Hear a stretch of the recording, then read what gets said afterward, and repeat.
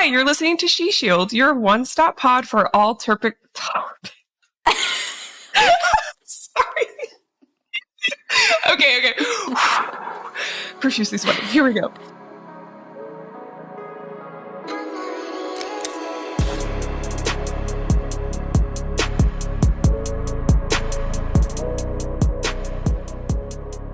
Hi, you're listening to She Shield, your one-stop pod for all topics personal safety. I'm your host, Sofia, and my goal is to help educate women and men on concealed carry, martial arts, and all topics self-defense.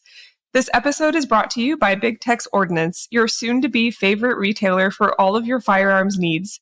BTO believes in only selling high-quality gear for responsibly armed citizens, as well as providing pre- and post-sale support. BTO values firearms training and supports firearms instructors nationwide. They even pay for their own staff to train with high-level instructors to ensure that when you as the consumer reach out, you are taken care of. Today we have Tessah Booth of Armed and Styled on the podcast. I'm so excited she's here. I have been bothering her about coming on the podcast forever, and we finally were able to find a time to talk today. So Tessah, I would love for you to introduce yourself to everyone. Yeah, so thanks for having me on. I'm intimidated by podcasts, so I typically avoid them at all costs. But yeah, you wore me down, I'll admit it. So yeah, my name is Tessah Booth. I have an Instagram and a YouTube channel called Armed and Styled, where I kind of just share about the life of an armed citizen, but also I'll get into things like concealment. I'll talk about, everyday carry items. I'll talk about different guns and things of the like. I also work for Filster Holsters as their director of customer development, and that's kind of me. Perfect. Yes. Oh my gosh. And so for those that do not know, her Instagram and YouTube is all linked in the show notes. So if you're listening and you're not driving and you want to just kind of look through her stuff right now while we're talking, I highly recommend that. What you put out for the public is impressive. I know that when I was starting my concealment journey, I looked to you and I also DM'd you. I know I sent you a few panicked messages at some point about, what am I even doing with, X, Y, and Z. And you've always been so gracious to help me get back to me quickly. And I'm just so grateful that you're now on my freaking podcast to talk about your story and also some questions about concealment. But I think it's great how over only, I don't know, what has it been, like 4 years of like slowly getting to know you. We're finally sitting down together on camera. It's exciting. Yeah. I'm glad to be here. Thank you so much. All right. So I'd love to know the origin story of Tessah Booth, if you don't mind. Yeah, the origin story. So back in, I guess before 2018, I, started dating this wonderful, amazing man, and he was into guns. I grew up with, guns in the household and things of that sort. But it wasn't something that I had any experience with at all until I started, dating Mitchell Booth. And, in 2018, we got married and he joined the military and we moved from Oregon, where we both grew up, to Georgia. Spent a couple of months in Georgia. He starts, kind of encouraging me to get into concealed carry, not really an interest of mine. But I also wanted to be, supportive of him and his hobby. And so I would go to the range with him and kind of entertain that lifestyle a little bit, but it was not something that was really of interest to me at all until we moved to a new duty station in Texas. And really soon after we got there, there was a mass shooting. And it occurred in a place where I was already regularing. I was already going there on a consistent basis, even though we'd lived there for a short period of time. And it became very clear to me that I could have been there. And that was kind of my first encounter with something like that, where, extreme violence took place somewhere that I easily could have been.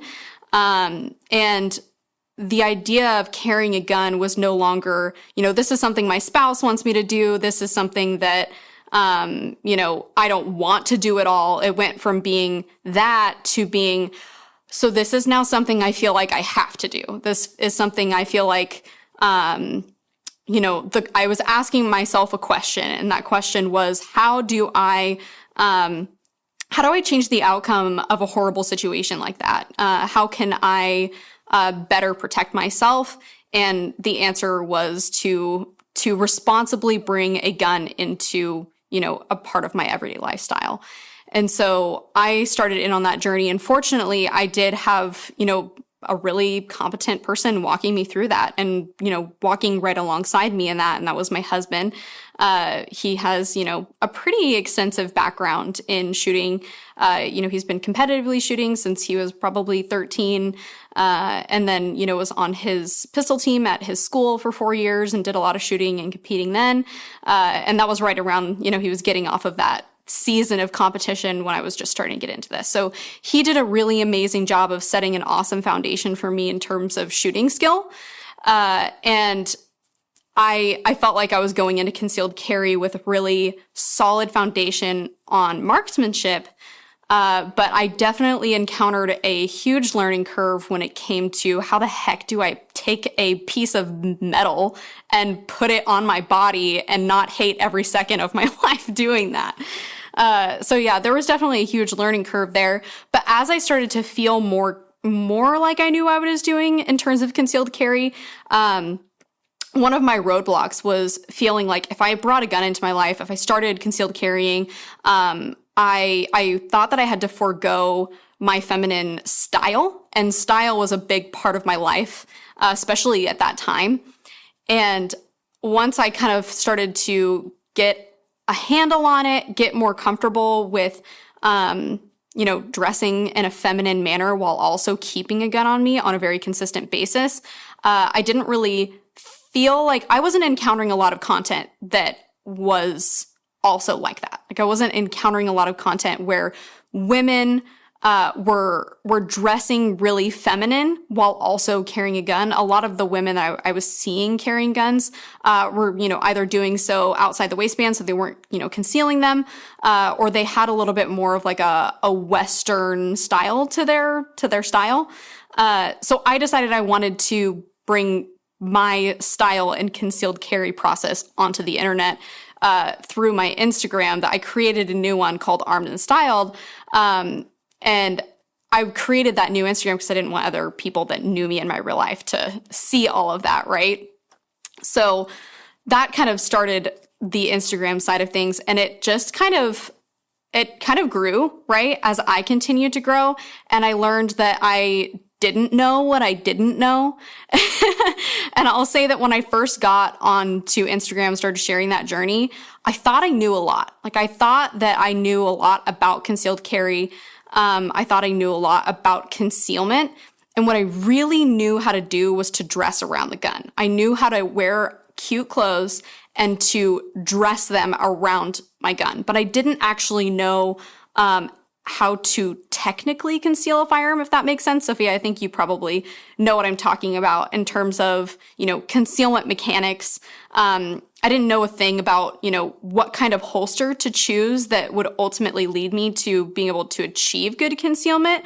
I made a lot of really common mistakes that I think a lot of ladies fall into the trap of, using nylon holsters. They'll, use belly bands and corset holsters, sticky holsters, things like that at first. And I fell into those traps as well, but it became really clear to me how unsafe those choices were when I started actually taking those items to the range and trying to do work with them.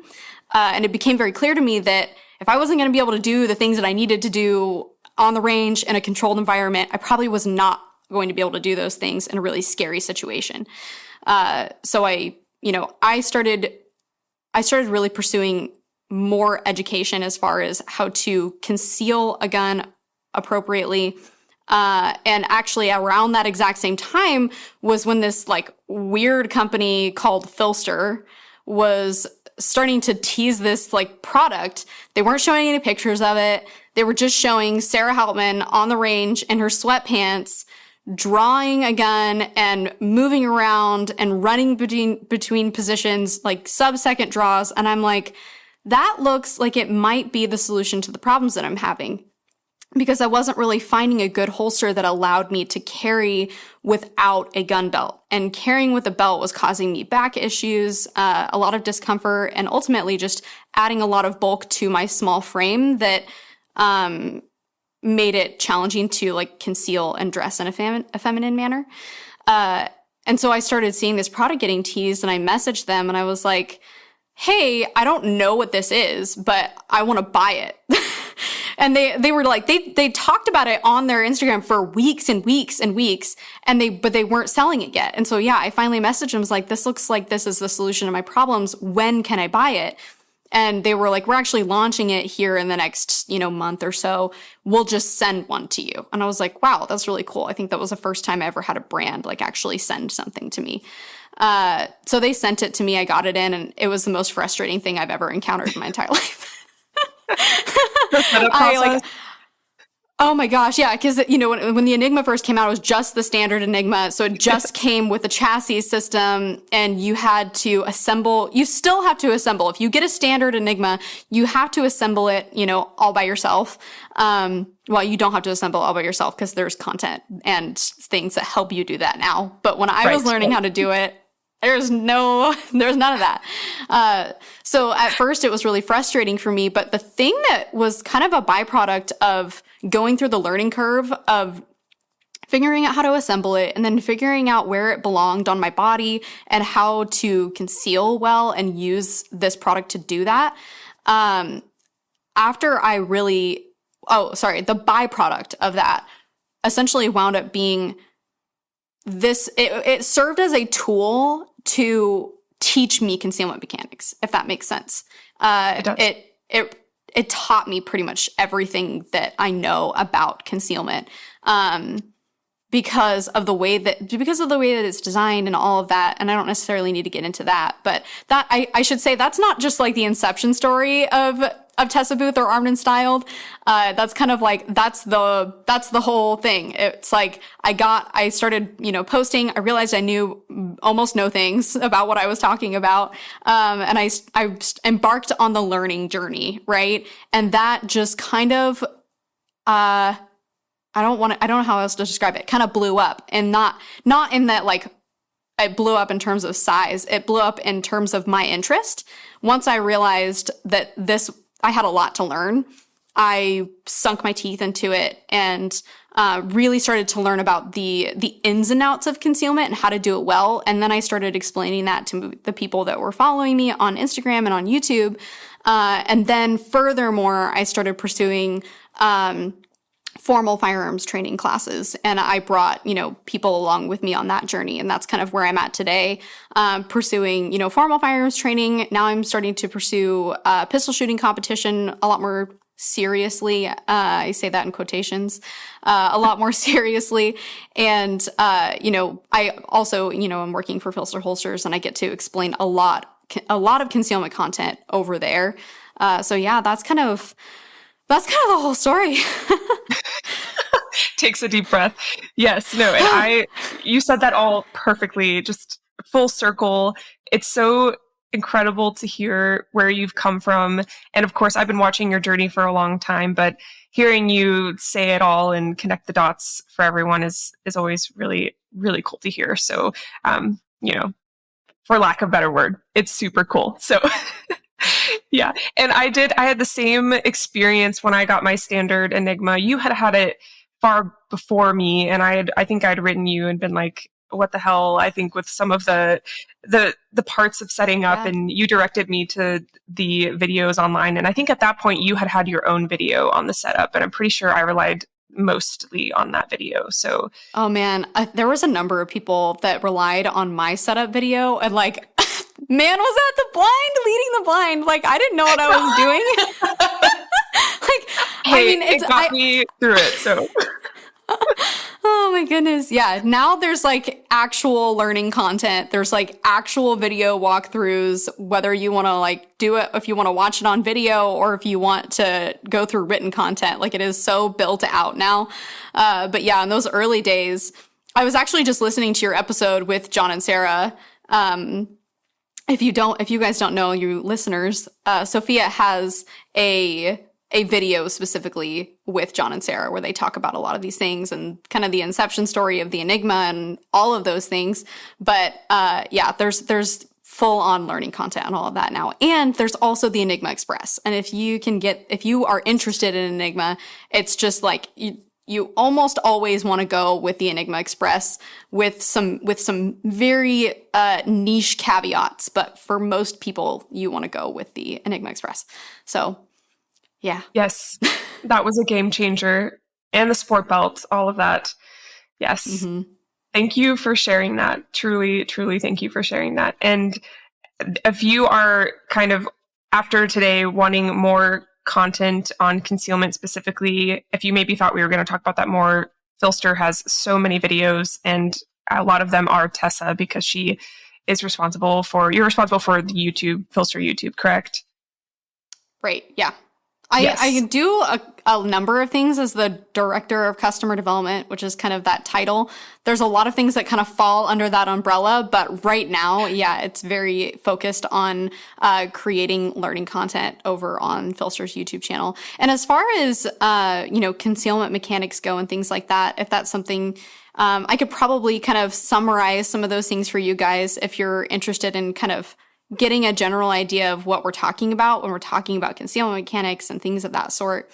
So generally when I'm talking about these things, I'm talking about appendix carry. And appendix carry is not just 12 o'clock. There's this misconception that when people say appendix carry, we're talking about like right in line with your navel. Appendix carry is between, if you're looking at a clock from the top down on your body with your navel being 12 o'clock, appendix carry is anywhere from 10 o'clock to 2 o'clock. So, as far as concealment mechanics when you're carrying in the appendix position, essentially what the goal is to get the gun to lie flat on your body. So you don't want the top of the gun, which is the grip and the rear sights, you don't want that tipping away from your body. If you can get the gun as close in contact with your body as possible, that's where you're going to wind up with the best concealment results.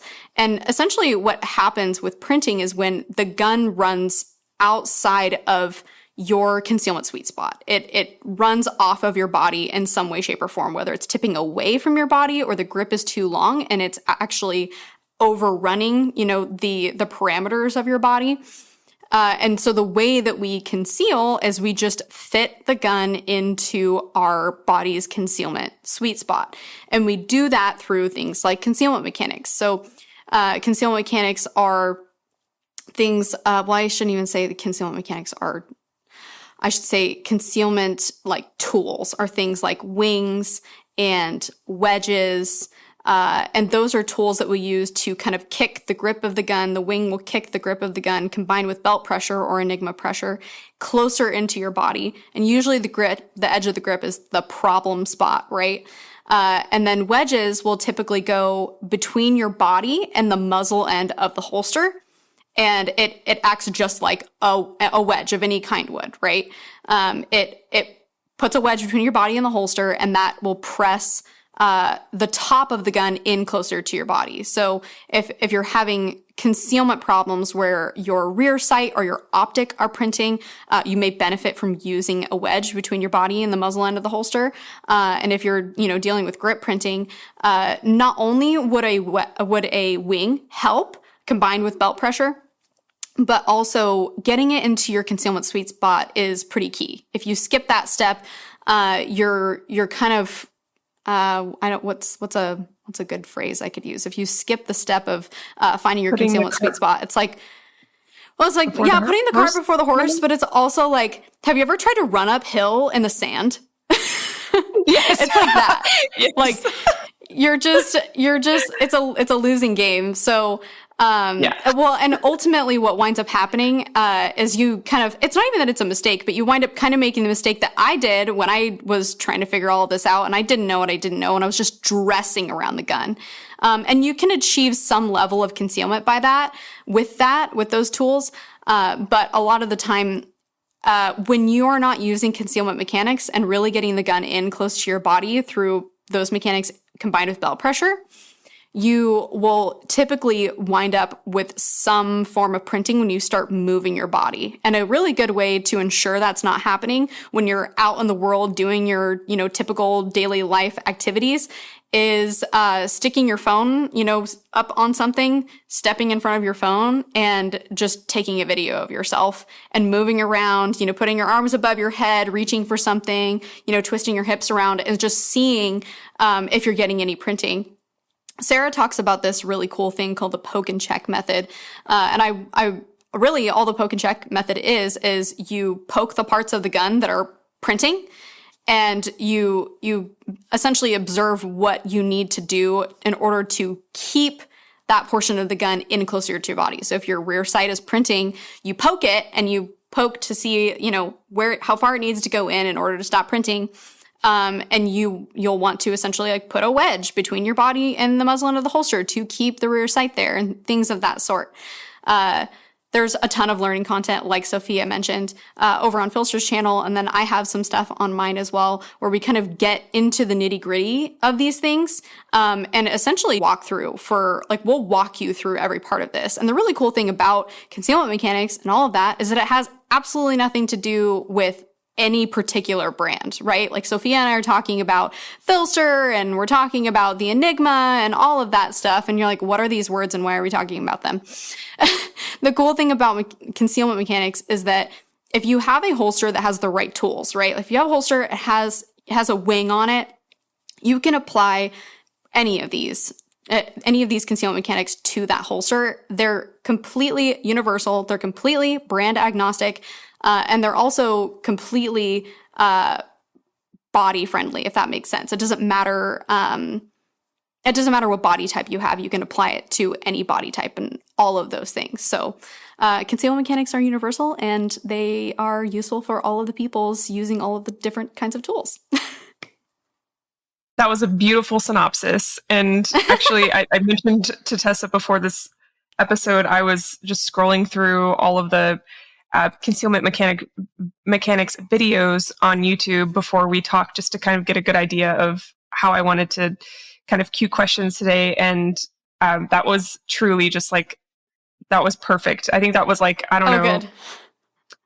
Probably 6 videos worth of a great conclusion. I do recommend, though, the visuals that they have on YouTube, both on Tessa's page and on the Filster page, are super helpful. If you're having trouble visualizing that right now, definitely check that out. And I'll try to throw in some graphics there when I do little highlights for the Instagram. So if you haven't checked those out, go check those out as well. Thank you for explaining that. I know you get asked those questions all of the time. So I appreciate you taking the time to talk about that on the episode today.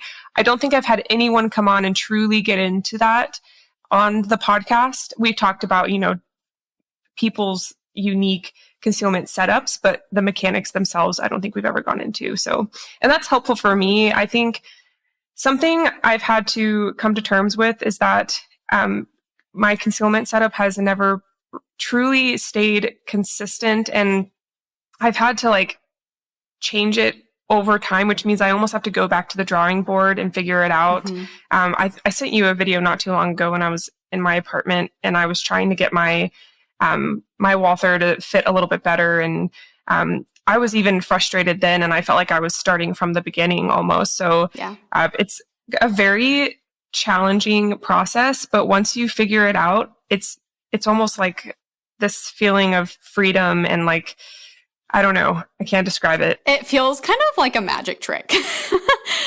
When you finally figure out concealment and you're like, oh, when I do this to the gun or do this to the holster, I get this result. You're like, I just learned how to do a magic trick. And my magic trick is I made a gun disappear. And that feels really cool. It always feels cool to truly learn a new skill and fully understand it. And as far as some of the issues that I agree. When you bring a new gun into your concealed carry rotation, or you start carrying a new gun, it can feel like going back to the drawing board, especially when you go up in size. Obviously, generally a smaller gun is going to be easier to conceal. And this is something that I really struggled with at first, especially sharing my journey online.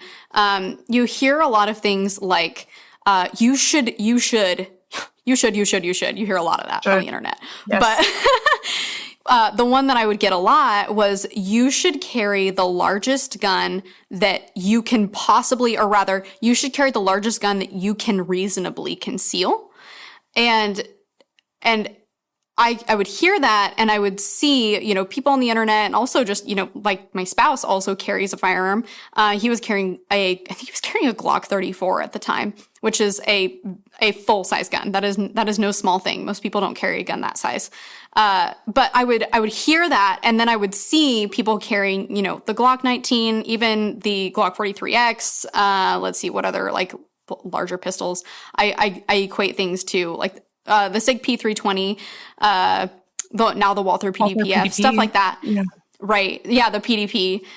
So I would see that and I would think, I'm not carrying a big enough gun. Like, I'm not doing this right. And I was carrying a Glock 42 at the time, which is I don't know that that's considered a micro pistol. It's definitely a subcompact. It's a little 380. It's very slim, extremely soft shooting. Like, it feels like shooting a 22. It's awesome. But anyways, I just thought I wasn't doing it right because maybe I wasn't carrying the largest gun that I could reasonably conceal. And because maybe I wasn't doing that, I was doing it wrong, quote unquote.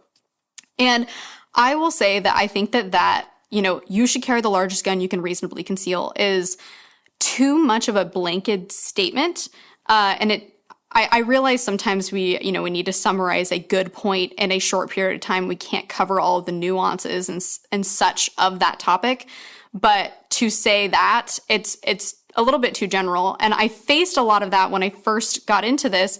I think in large part because I'm a generally smaller person than I think the average, especially the average concealed carrier. I am of the 5 foot tall type and about, like 100-ish pounds. And so for me, the largest gun I can reasonably conceal is still a subcompact. It is still a very small gun. And so I still followed that advice and got a Glock 48 and started working through trying to conceal that. And I had the same problem, right, Sophia, like you've run into when you switch guns, especially if you go up in size. It's like, oh my goodness, I'm starting from ground zero. I feel like I know nothing about anything. And this is extremely frustrating all over again.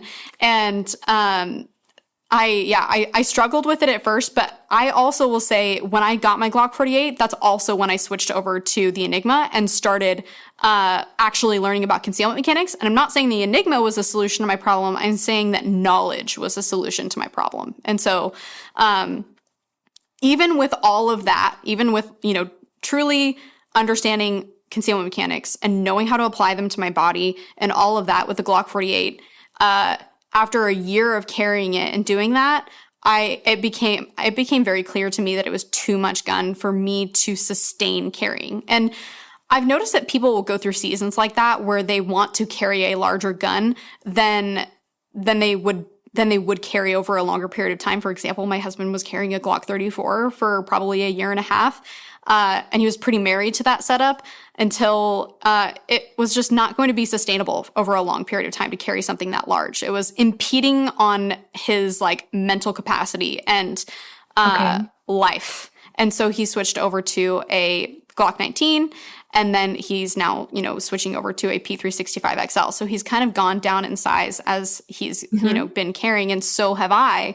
And that's a very individual choice, right? We're all kind of weighing our different pros and cons, but I would say, to kind of bring it to a full circle, I don't love the, advice that you should carry the largest gun you can reasonably conceal, because that tells the beginner that you should prioritize gun size over your ability to maybe carry it. And although that's really good advice for the beginner in terms of learning marksmanship, you don't necessarily want to learn marksmanship with a P365 XL or a P365.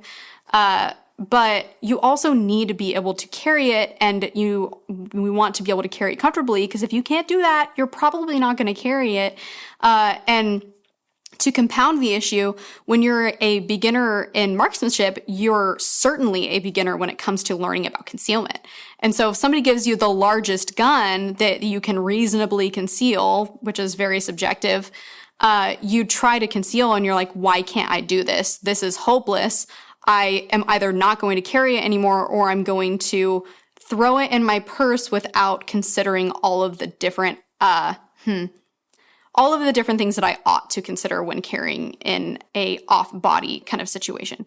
So yeah, that might have sounded a little bit like a ramble, but I guess what I'm getting at is just that it's often not considered that the person who's learning marksmanship for the first time is also learning concealment for the first time. And there's such thing as a healthy balance between concealability and shootability. And that's something I'm still on a journey towards. The P365 is still, a considerably snappy firearm. It serves my purposes for now, but that's something I'm still pursuing. I'm still pursuing what is the perfect balance of shootability and concealability. And that looks different for every single person.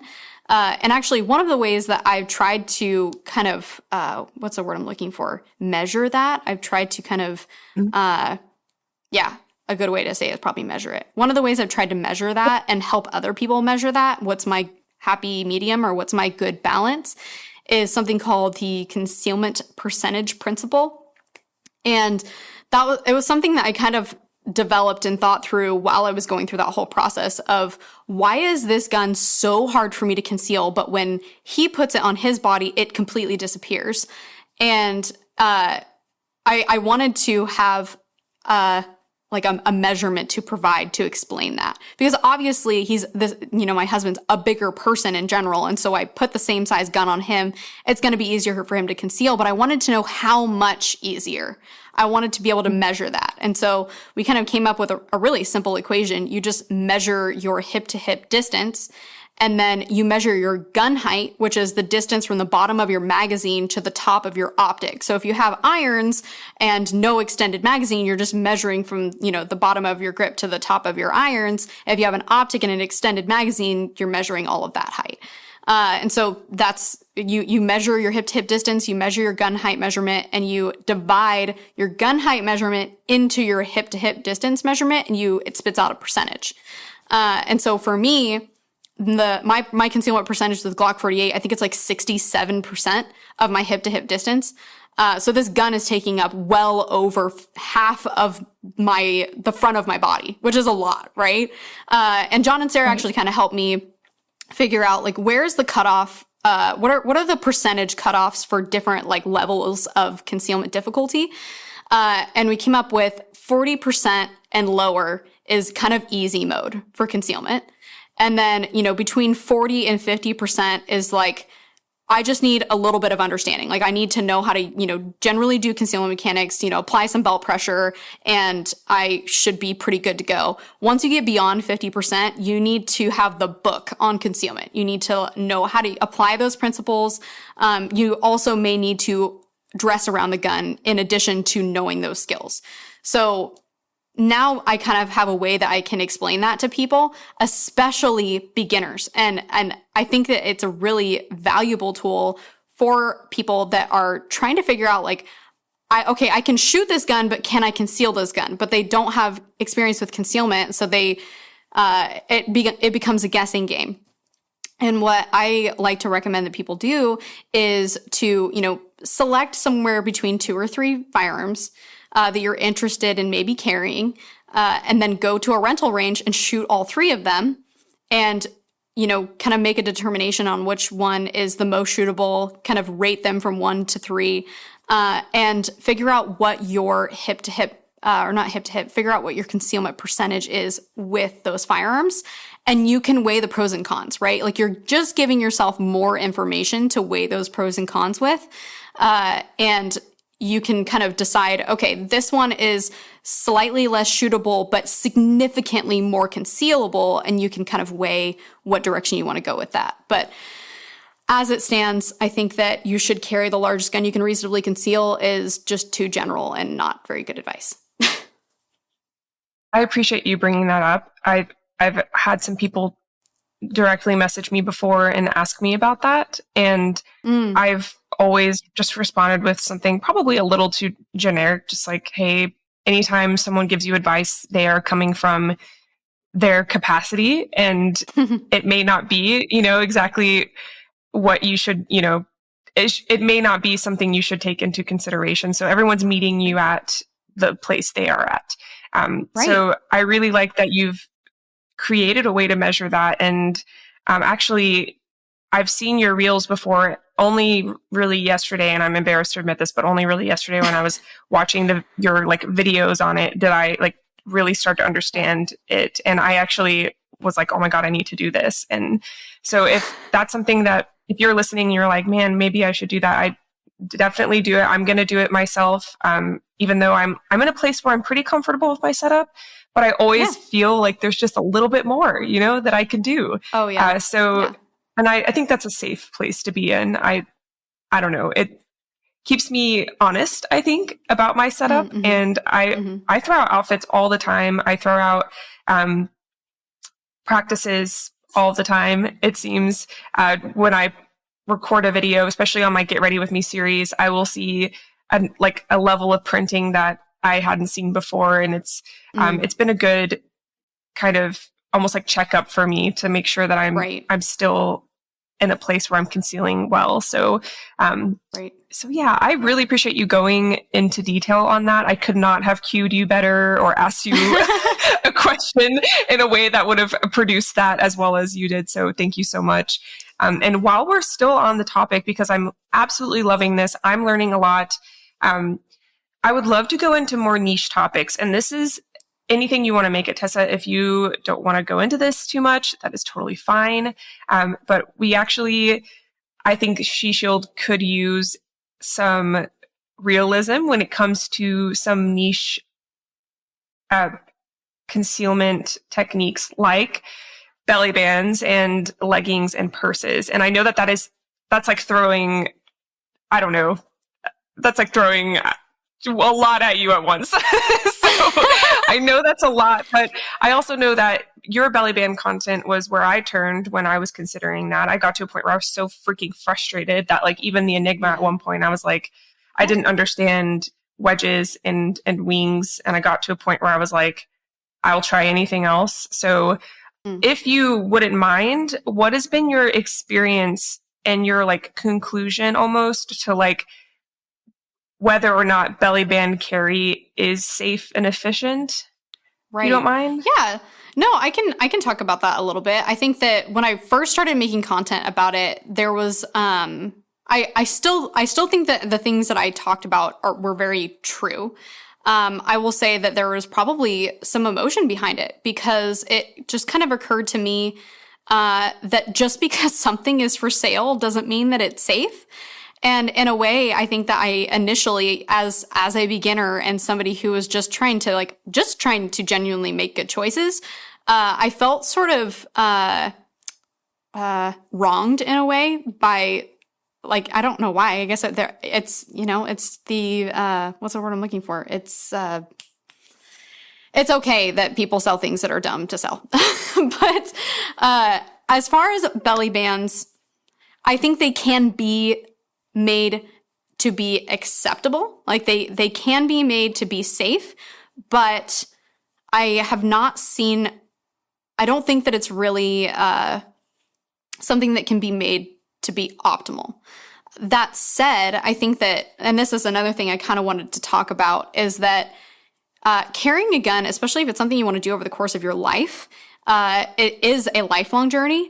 And just as our life and our circumstances and the things that we're doing in our world change year by year or decade by decade, our concealed carry journey is going to look different. And I think that especially as you're stepping into it, if you're stepping into it during a season where your mental capacity and like frustration levels are high, it can be more challenging to navigate the world of, concealment mechanics and all of that. And so for that, you might turn to something like a belly band because you can just put it on. It's probably going to be comfortable. It might be kind of hot because it's, a synthetic material and it's a lot of it. But you can put that on. You can put a proper, Kydex trigger protection into it. And you can generally make that work for everyday life circumstances. Some things that I, kind of would want you to be aware of if that's kind of where you're at and what you're needing to use right now, is just that when you put a gun into a belly band, obviously you want to use hard trigger protection because, that your trigger can almost certainly be accessed through the material. But furthermore, one of the other issues that kind of happens with a stretchy holster material when you put a gun into it is that it sort of acts like I don't know how better to explain it. It sort of acts like a sausage casing. And that if you open up a sausage casing and then squeeze on it, it will all come out the top.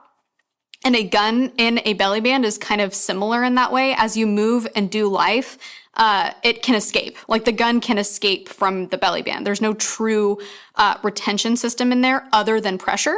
And as your body moves and changes throughout the day, the pressure between the gun in your waistband and the belly band will change throughout the day, and the gun will wiggle its way out of the belly band. And so you want to be using something that retains the gun in the belly band. So if you can use a holster with a clip on it. And then the other thing is that the belly band itself is also only fixed to your body via tension. And again, as your body moves and changes throughout the day, like most of us, we start out thinner in the morning than we are in the evening, right? And so our body's changing in diameter throughout the day as we're eating, but also as we're standing and sitting. And so a belly band will want to work its way up throughout the day. And as it works its way up on your body, it also gets looser typically. And you lose even further retention that way. So as far as belly bands go, you can probably make them safe. You can kind of manage where they're riding on your body by going to the bathroom midday and like pulling it down, making sure it's staying where it needs to be, fidgeting with it.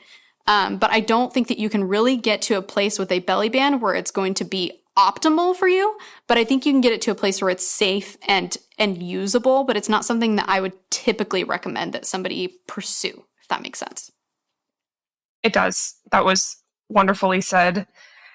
As far as the solutions you've seen where people insert a full-on Kydex holster into like the sleeve of the belly band, would you, and like say someone listens to this episode and they have this setup and they check their setup repeatedly throughout the day and they're like the perfect candidate for this form of concealed carry, while it might not be 100% optimal, what would you say that that's a better solution, or would you say that it's still suboptimal?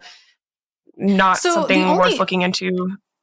Well, the only reason that would be like, there's another category that I didn't mention that would also make that suboptimal is just that there's no real way to take advantage of concealment mechanics because it's lacking pressure. Like you achieve concealment via, like, you can't do it without some form of pressure to press the gun into your body. We talked about getting it to lay flat. And if there's no pressure being applied, for example, I'll see a lot of ladies want to use like a good Kydex holster with a wing on it and a clip on it, and then they clip it to their leggings or they clip it to their jeans. And the problem with that is there's no pressure being applied. There's no pressure being applied to the wing, and so the wing actually just presses their pants out and the grip prints as well. So the belly band in that situation, again, I would consider it generally safe, or safer, than it would be otherwise without the holster in it. But there's still not really a way for you to take advantage of the concealment mechanics of that. And you can, in that case, you can revert to dressing around the gun. And I think that is a strategy, right? Like that can be a strategy. Right. I use that strategy for probably the first year of concealed carry. There's a learning curve involved, right? And so being able to dress around it a little bit, it's also a valuable skill to learn, if that makes sense. Yes. Learning both how to use concealment mechanics and all of that, but also knowing how to dress around the gun, dressing around it, using patterns, all of those things are also beneficial and helpful. It's just that I'm of the belief that understanding how to truly conceal a gun, like how to mechanically do that well, will take you further and it will set you up for long-term success. And that's what, I ultimately want for myself. And that's ultimately what I want for other people who are choosing to take up the responsibility of carrying a gun for their safety, is that they can do it for the long term, and that it is doable for them for the long term. And it's been my personal experience. I did carry in a belly band for a period of time with a Kydex holster in it. I went through that learning curve as well. And for me, that was not a good long-term solution. It was uncomfortable for me at times because I would be using my belly band sort of as a belt. And it can create other issues, like it can mess with your skin's microclimate. So that's another thing I've been kind of geeking out about and learning a little bit more about lately. That's my current geeking topic, is skin microclimate, and how if your skin is exposed to moisture for a prolonged period of time, aka an 8 to 16 hour day of concealed carry, it actually weakens your skin and makes it more prone to actual damage to your skin. And that is one of the roots of concealed carry discomfort. And Sarah Houtman talks about this in her concealed carry comfort video, actually. But one of the major roots of concealed carry discomfort is skin microclimate and your skin being exposed to moisture for a prolonged period of time. And a lot of you, if you're listening to this in the summertime when we're recording it, are probably dealing with that right at this very moment. Because if you put a piece of plastic or nylon, if you're using a belly band or a typical Kydex holster or even leather, if you put that into your pants and then you go out into the, whatever degree heat you're in or humidity that you're in right now, it's going to accumulate some sweat. And so if you're not managing that, then you're probably going to ultimately be dealing with, the gun seriously actually imprinting onto your skin, and that kind of causing some pain and discomfort. And there's ways that you can manage that, right? You can put a fabric layer between you and your skin. You can put a piece of sheepskin between you and the holster. I like to recommend people try merino wool underwear, like a high-waisted pair of merino wool underwear between your holster and your skin, because merino wool wants to manage moisture much better than a typical synthetic would. And so that's another issue that I'll see a lot of people complain about in terms of belly bands and corset holsters, is sweat during the summertime. And whether or not the gun is directly interacting with your body, you're still exposing your skin to moisture for a prolonged period of time, and that is going to result in some level of discomfort.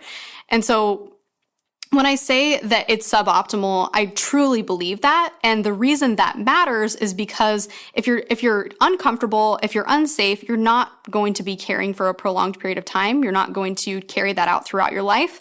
And if you do, you might be increasing your risk of harm. And so I think that we can really do people a big disservice by skirting around topics and not giving them as much information as they can to work with, because it can affect people's long-term decision to protect themselves with, the tools that do that best. And it can lead to people leaving their guns at home. So, I understand that we might go through seasons where we kind of need a solution that's going to work right now. And this is just what I'm using right now. And as long as it's safe, that is totally fine. But it's not something I would ever recommend to somebody, if that makes sense. It wouldn't be my first choice for somebody, but I also understand that, we go through seasons where that just might be where we're at right now, if that makes sense. It does. Makes a lot of sense. And a lot of that applies, you even mentioned it, to concealed carry leggings and the whole debate around whether or not that's efficient and safe, right? Would you say? Okay. As far as like, I would say it's the same thing, right? As the only thing that is probably better about concealed carry leggings is they perform the function of the leg leash does on the Enigma. So, or rather, they just perform the function that pants do when you attach a belt to, or you attach a holster to a belt. Essentially, when you go to draw the gun won't come up with you because your legs are holding it in place. Like that's one thing that I would say is probably better about a concealed carry legging over just a belly band, because your legs are keeping all of that in place. Right. But there's more limitations also that come with that though, because you have 4 pockets typically, 2 in the front, 2 in the back. And where those pockets are is not always where your concealment sweet spot is. And so you're forced to put the gun in a place that may or may not be organic for your body. And so you're continuing to kind of set yourself up for failure. And gosh, as much as I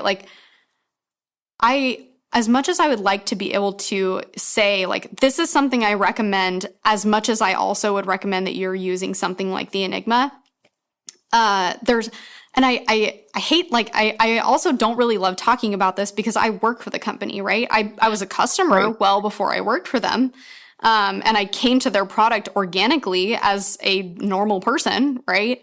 Right. But it's tough to talk about, right? Because I work for them. And so there's this potential, or rather this assumption that there's a big bias there, right? But I landed on that product because I was looking for something that solved all those problems. Like, I was the person attaching my holster to a belly band and dealing with all of the frustration that came with that. And I was looking for a solution, and, that's where I ultimately landed. And I haven't, and not for a lack of trying, I have not found something else that I would, confidently say you can use this and be just as safe and just as comfortable.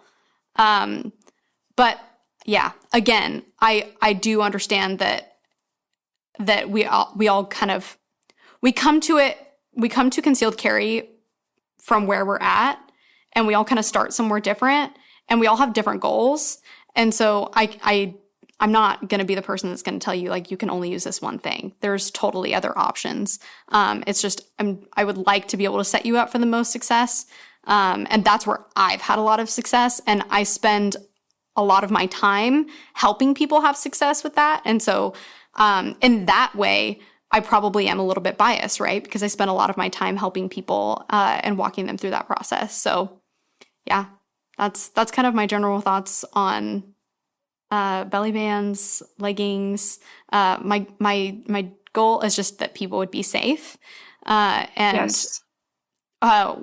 There's this phrase I like to say is, when you bring a gun into your life, the amount of risk you incur by bringing a gun into your life should not outweigh the risk that you mitigate by bringing a gun into your life.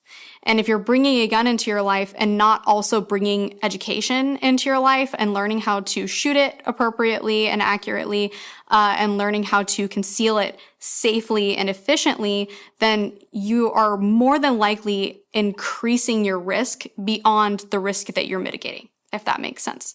So it does. That's kind of my general take on it. Bringing a gun into your life does increase risk. And the only way that we can reduce that risk to a reasonable and acceptable level is by educating ourselves and implementing that education into our practices with our firearms. I feel like I should say amen. So, amen. Amen. Yes, absolutely. That was so well said. Thank you so much. I'm learning a lot as well.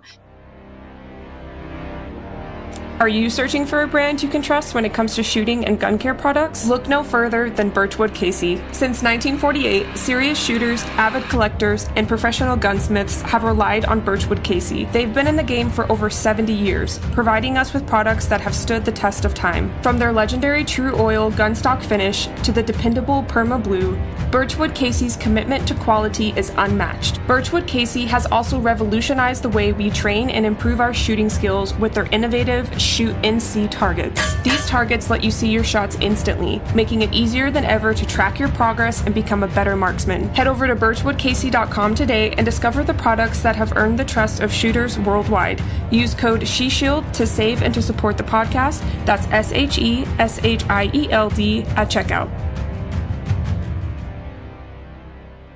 Something I saw on a video on TikTok the other day, this girl was walking somewhere. She shared her story of feeling unsafe. And that's kind of been the majority of videos on my For You page, which I'm wanting to do more with that, kind of react to those videos. I sometimes hesitate because so many people are quick to be like, you should have done this and you should have done this. So I have to be careful with the way I share that message and kind of utilize that content. But I was scrolling through the comments, just curious to see how many you shoulds would be in there. And there was, of course, a you should carry, which I agree with that to a certain extent when it comes to like shaming someone. I don't think that's appropriate, but kind of being like bringing up that idea as a solution is always great. I like to see other people recommending that. I went to the responses to that though, and it was so many of in quotes, carrying is more dangerous for the individual than it is, going to protect the individual, something like that. Or you're more likely to shoot yourself, something like that. And there are so many likes on those comments, so many responses like, yes, exactly. And it's really unfortunate to see that, I think, because that woman most likely could benefit from that. And she would obviously be taking on essentially a new hobby with learning about it, just like anyone does when they buy a gun. But yeah, I like that you touched on that. That kind of goes into a little bit more of like what we were talking about earlier, where carrying a gun kind of ebbs and flows and changes throughout your life. And I don't super love the blanket advice, like, oh, you should carry a gun. And I'm guilty of having done that in the past where, oh, you should consider carrying a gun. And that can fit into a lot of people's lives. But like, we were just talking about, if you don't bring education alongside with it, you're truly just increasing your risk. And I do think that's true.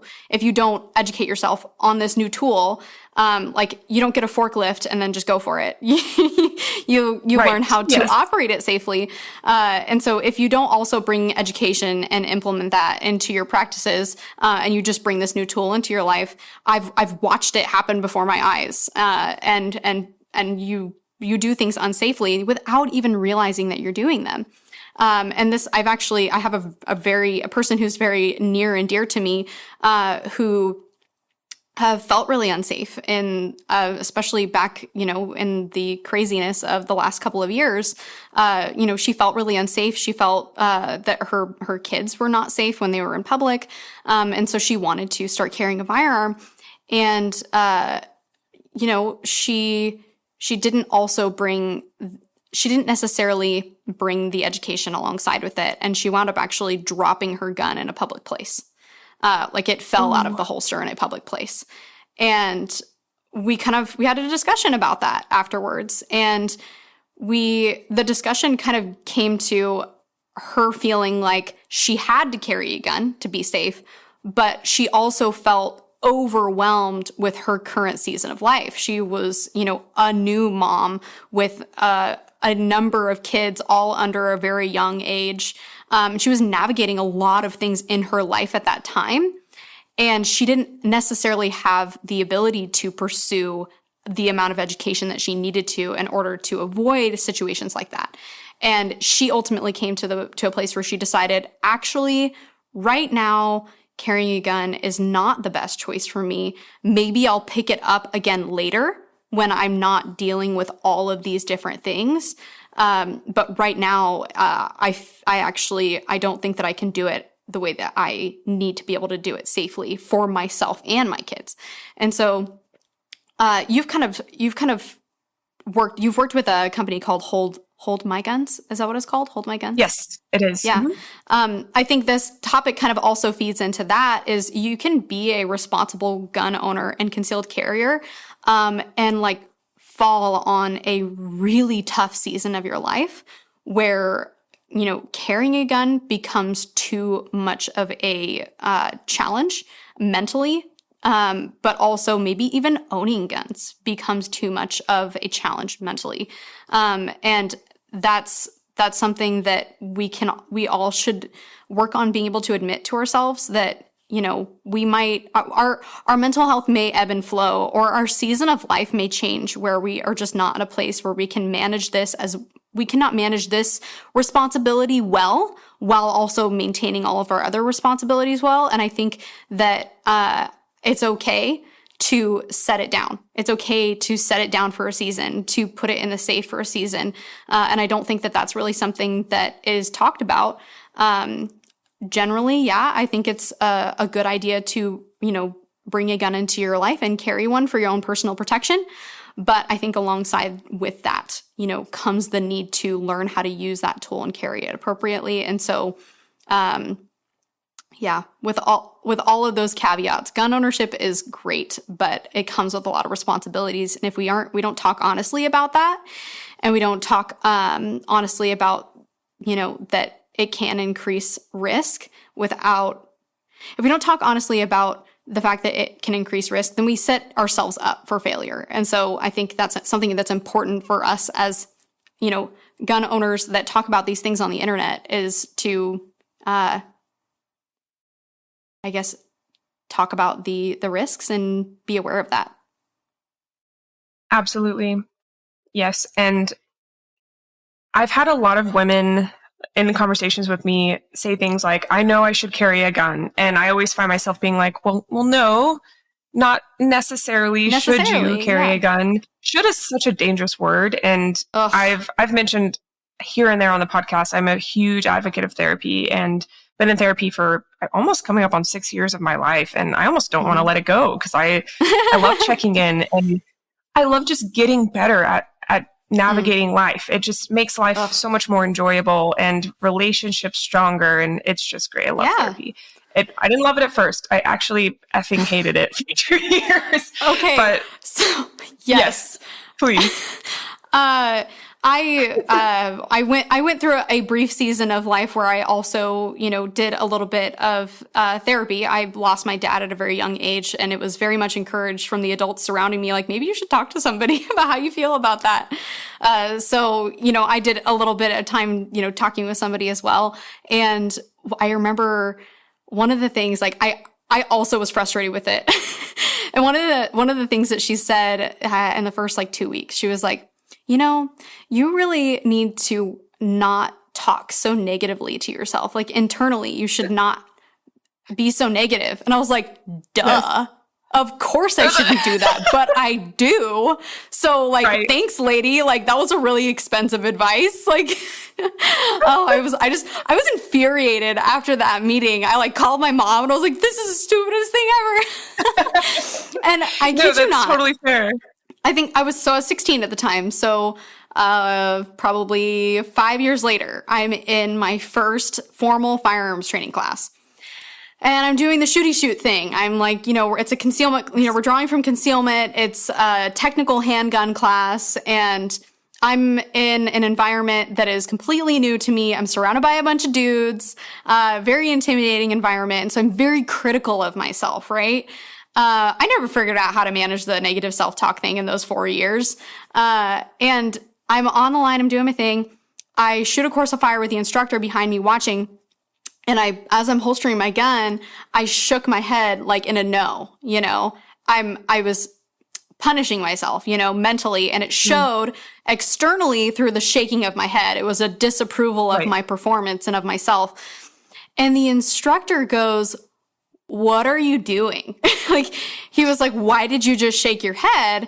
And I was like, well, I just didn't do very well at that. And he literally called the entire class over. He was working with me individually, and he literally was like, okay, everyone come over and pay attention to what I'm about to say.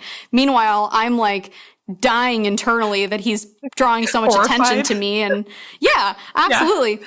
And he says to me in front of everyone, he says, would you allow me, this random instructor, would you allow me to talk to you the way that you're talking to yourself right now? And I was like, absolutely not. That would not be okay with me. And he was like, then why would you allow yourself to talk to yourself that way? And then he addressed the class as he's, as we're in this conversation, he says, if you have negative self-talk like that in your head while you're shooting, you're only making it harder. It's only going to negatively affect your shooting performance. And I've seen this so vividly. If listeners, and also Sofia, the next match you go to, the next time you're looking at a line of people shooting, watch their body language, and you will see a correlation between poor mental management and negative self-talk and poor shooting skill. And it kind of blew my mind. And for me, like, you know, having a therapist say like, you really shouldn't be so negative in your head, and me being like, duh, it was honestly, a really incredible way of explaining it when this, you know, instructor said to me, would you allow me to talk to you the way you're talking to yourself? And I realized, no, nobody would be okay with that. You would probably, you know, be physically harmed by the other people in this class if you spoke to me the way that I speak to myself. So I don't know, for me, it kind of, you know how sometimes something that just hits you just right and you hear it just right at just the right time? That hit me at just the right time, and I got it. Like, it's like, oh, and that doesn't mean that I don't struggle with negative self-talk. I think that's just a human thing. I think that's just a thing that people do. But it's something that I do try to actively manage while I'm on the range, and while I'm, you know, while I'm at matches. And that looks like if I do something that I'm unhappy about, instead of focusing on what I'm unhappy about, I'll either focus on, okay, I did these 3 things really well during that stage, and I know exactly why I did this other thing poorly. You know, I know that I can fix it, or I know I'm capable of doing better than that, or I'm capable of performing this skill. But, you know, I didn't do it this time, and that's fine. But once you start dwelling on it, that's when it carries over to the next stage at the match, or when it carries on the car ride home to you back to your house and into your household. So for me, actually shooting and learning mental management on the range has played a massive role in mental management off the range as well. So for me, pursuing a higher level of marksmanship has been huge for also just managing my brain and, you know, the internal dialogue and all of that. So that kind of touches a little bit on the like competition side of things, and also just shooting skill side of things. Absolutely. Yes. And something my therapist mentioned when I first started with her that I appreciated, and I think it's why I've stayed with her so long, is that should is such a dangerous word. When you tell someone they should be doing something, not only does it give almost this false expectation that it should just be happening, right?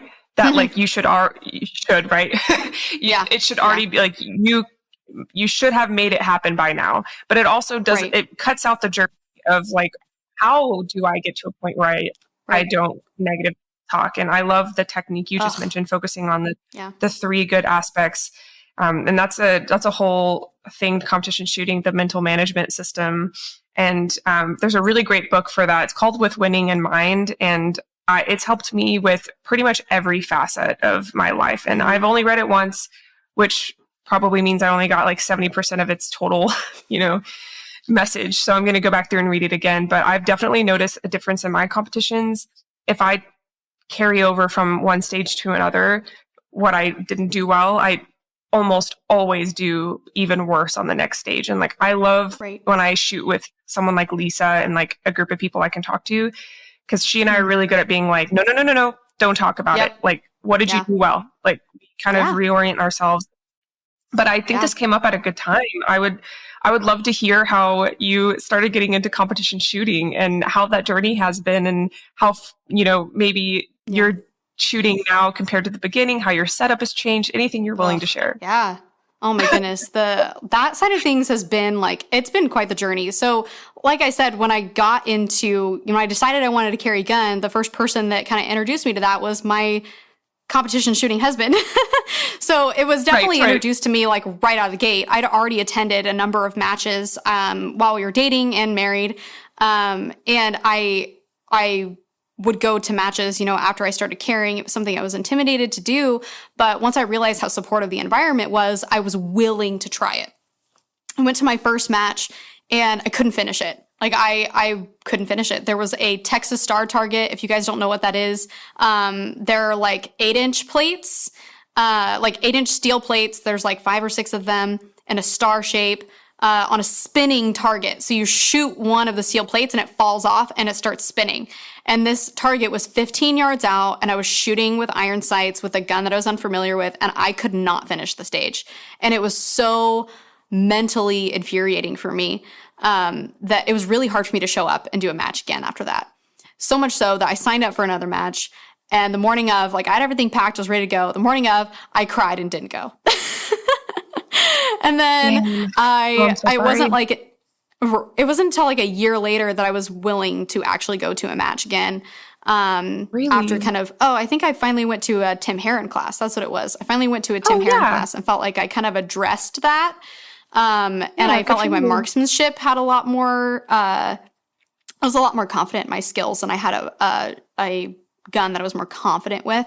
So I went to a match again, still wasn't, still like bottom, like literally the poorest shooter there. And ultimately started realizing that that's something was a weak spot for me, like realizing that this is something I'm really nervous about. This is something I'm really, I don't enjoy doing, and I'm not good at, and I am uncomfortable with, and that probably means that I should do it. So I just committed to doing it. It's like, okay, I'm just going to matches now. Like anytime my husband signs up for a match, when there's one available here, I'm just going to go, even though I really don't want to. And that was like a year ago that I finally was like, I'm just going to do it.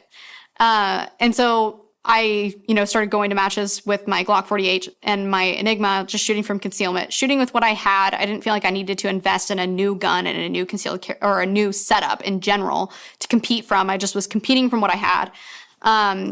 And my shooting ability, my ability to mentally manage with a gun in my hand, like skyrocketed so fast. Like my shooting skill went up so quickly, just consistently going to matches, probably like 2 a month. And eventually, in the last probably 2 months, I finally, got a competition set up. I'm shooting a Walther Q5, and I'm shooting that from an outside the waistband setup. That's a whole new learning curve, right? But as far as competition shooting goes, I think it's intimidating for pretty much everyone. It's something that everyone is probably intimidated by. Some people think it sounds fun. I don't get those people, but it was really intimidating for me at first, and I think it's probably intimidating for most people to show up into a competitive setting like that with a gun. Yes, and 100%. But I think that it's something that is extremely valuable for the concealed carrier for a couple of reasons, right? So it puts you in an environment where you're surrounded by a lot of other people who can shoot a gun well and move and shoot and think with a gun in their hand really well. And when you show up, 9 times out of 10, everyone there is going to be so stoked about the fact that you're new and you've shown up. It's been my experience that people in the shooting world, concealed carry world, we want this right. We want this sport. We want all of it to continue and to grow. And so anytime somebody new shows up, we're all like, yes, we're so excited to have you here. And everyone just wants to support you and help you, and encourage you, right? So I think that it's highly beneficial for the concealed carrier because you're surrounded by people like that. You're surrounded by support, but you're also surrounded by people that can actually help you with what you're struggling with. They can help you with marksmanship. They can help you with movement, all of that. They can give you those tips. Often you can also find a good firearms instructor in those environments. And you can also see them shoot and kind of vet them in that way. Furthermore, you can watch them mentally manage while they're shooting. If they don't mentally manage well, then you probably don't want to take a class from them. But I think that going to a match, even if you're just going to watch, can be an extremely valuable experience for those of us carrying guns for self-defense purposes. And then the other piece is that as you're surrounded by those people, you grow and learn faster. just like you would, going to jujitsu. You're going and you're putting yourself on the mats. You're learning these things. Just like going to a country helps you learn the language faster. Like you're exposing yourself to a lot of different aspects of shooting, and it can feel like a lot to bite off and chew on right out of the gate. But you'll be surrounded by people that want to support you in that. The last thing that I'll mention that I don't know that is talked about a whole lot is a byproduct of shooting in a competitive environment, and also moving with a gun in your hand and shooting in a competitive environment, is that as you become a better and more proficient shooter, as you learn how to move with a gun in your hand better and more confidently, your skill increases, and therefore you kind of get inoculated to it. You kind of get inoculated to the stress of the environment, and ultimately you can get to a place where you can actually do more things with a gun in your hand, if that makes sense. Like you can think, you can use your head more. You're not so task overloaded. And that's, what that first match is going to feel like, is a task overload. You're going to be, if you don't have a thing shooting down to a subconscious level, then you're thinking a lot, right? You hear beep and you're like, okay, I need to draw the gun now. And then, okay, I need to get the gun up and put it in front of my eyes. Okay, now I need to I need to go to my first target. Okay, I need to pull the trigger. I need to pull it again because I have to shoot at this target twice. And then now I need to move on to the next one. And you're thinking through all this. Meanwhile, I have to run now. Can I shoot and move at the same time? Like these are a lot of skills and tasks that you're kind of being overloaded with, but as you do them more, you get better at them. And I think that that's extremely valuable for somebody who is carrying a gun for self-defense, because if you're in a situation where you do actually have to use it, you have a lot of automated skills already at your disposal. You have made, drawing a gun a automatic kind of experience. The shooting part just kind of happens, and you free up your mind for all of the thinking that you have to do in a situation like that. And so I think that pursuing shooting competition is, I just don't even know how to place enough emphasis on the fact that it's not just for people who enjoy it, like those crazy people that think it's fun at first. It's for those people that are really intimidated by it, and it's a welcoming environment where you can go and you can learn, and it's also probably the cheapest way to do it too. A lot of the time showing up to a class is 600 to 1,000 rounds. It's 2 days of your life, and it's the cost of the class itself, which will range, somewhere from $200 to $800 for 2 days. And so going to a match is usually, if it's a local match, it's usually $15 entry fee, $15 to $25 entry fee, and whatever ammo you're shooting that day, which is somewhere usually below 150 rounds. So if you're doing that,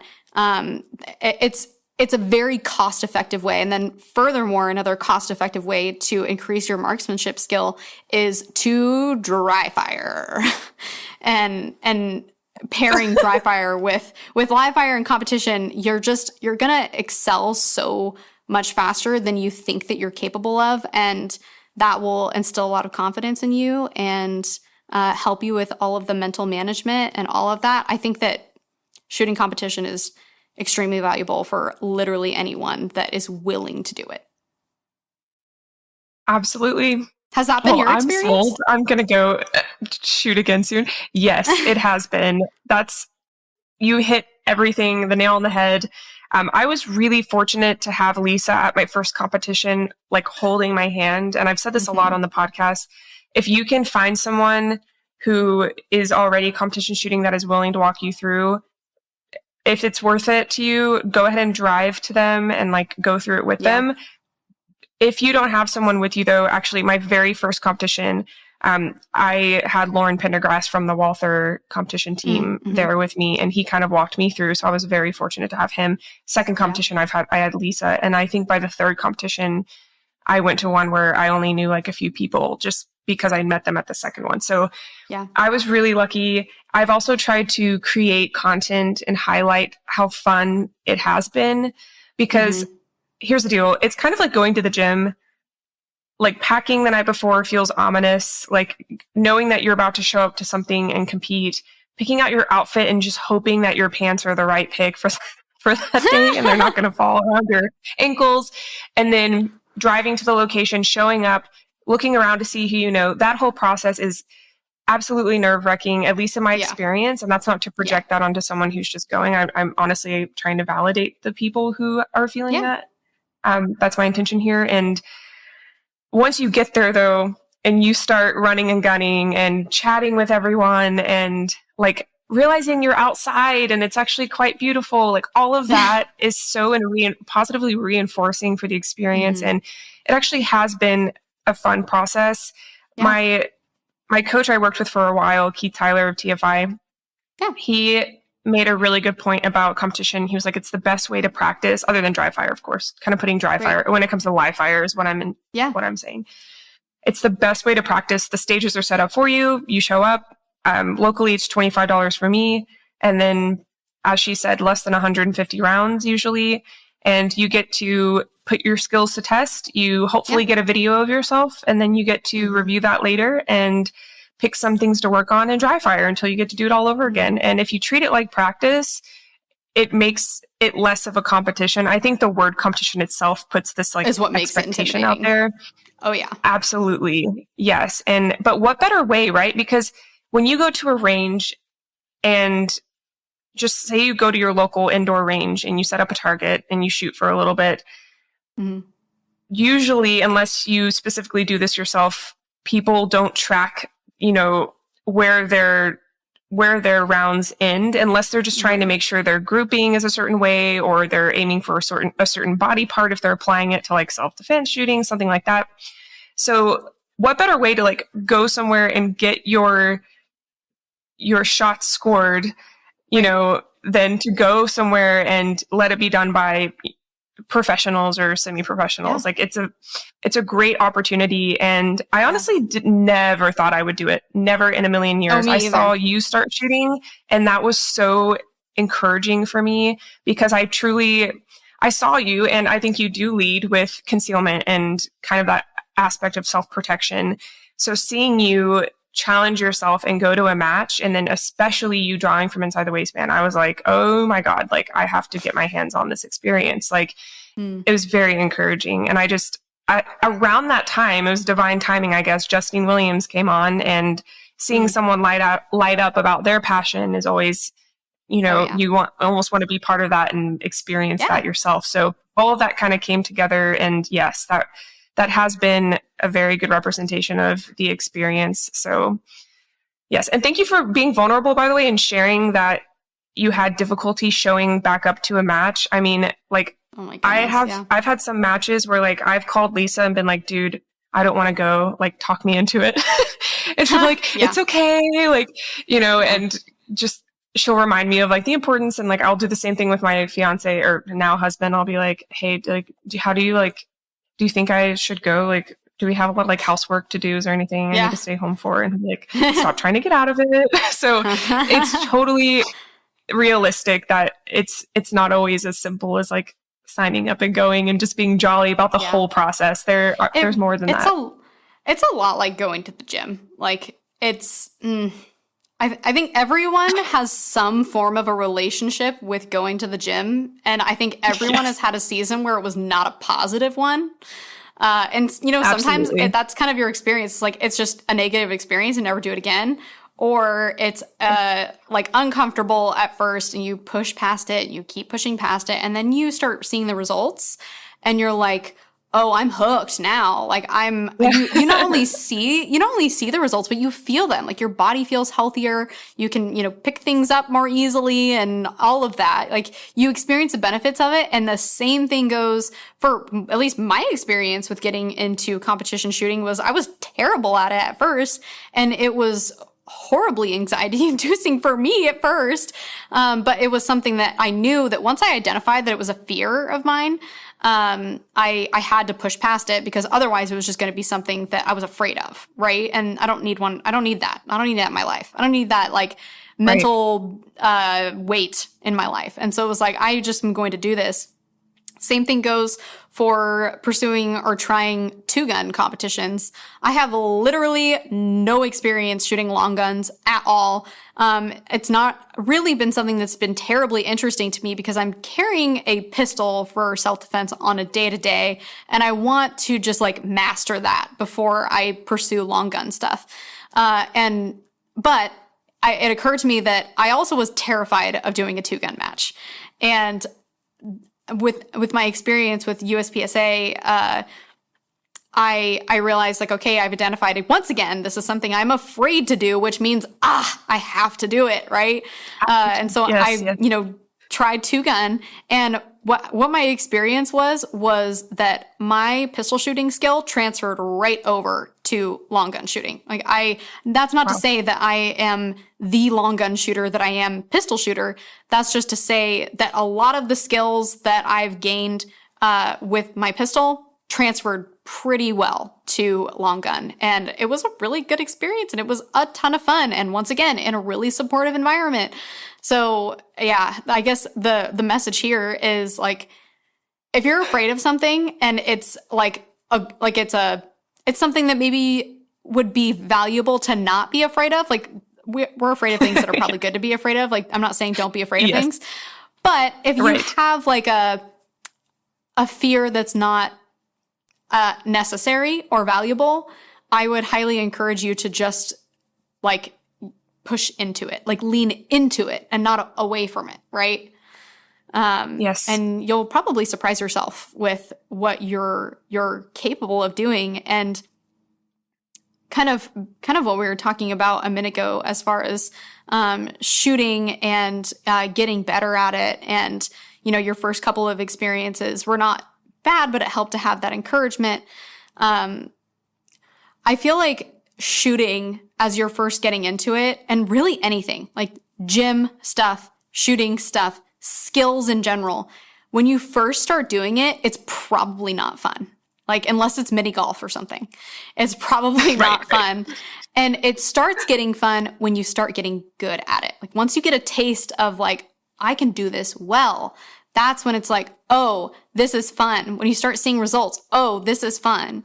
And unfortunately, that means you have to push through the uncomfortable part. You have to like sift through that and like get past the like not so great part to get to the part where you're experiencing the rewards and the fruits of your labor. Yes. Yeah, that's my encouragement to you and anyone listening. Like if you're afraid of something, maybe consider leaning into it and trying it and surprising yourself with what you're capable of doing and getting good at. Absolutely. I love that. And that's encouraging to me as well. I'm not sure when my next match is.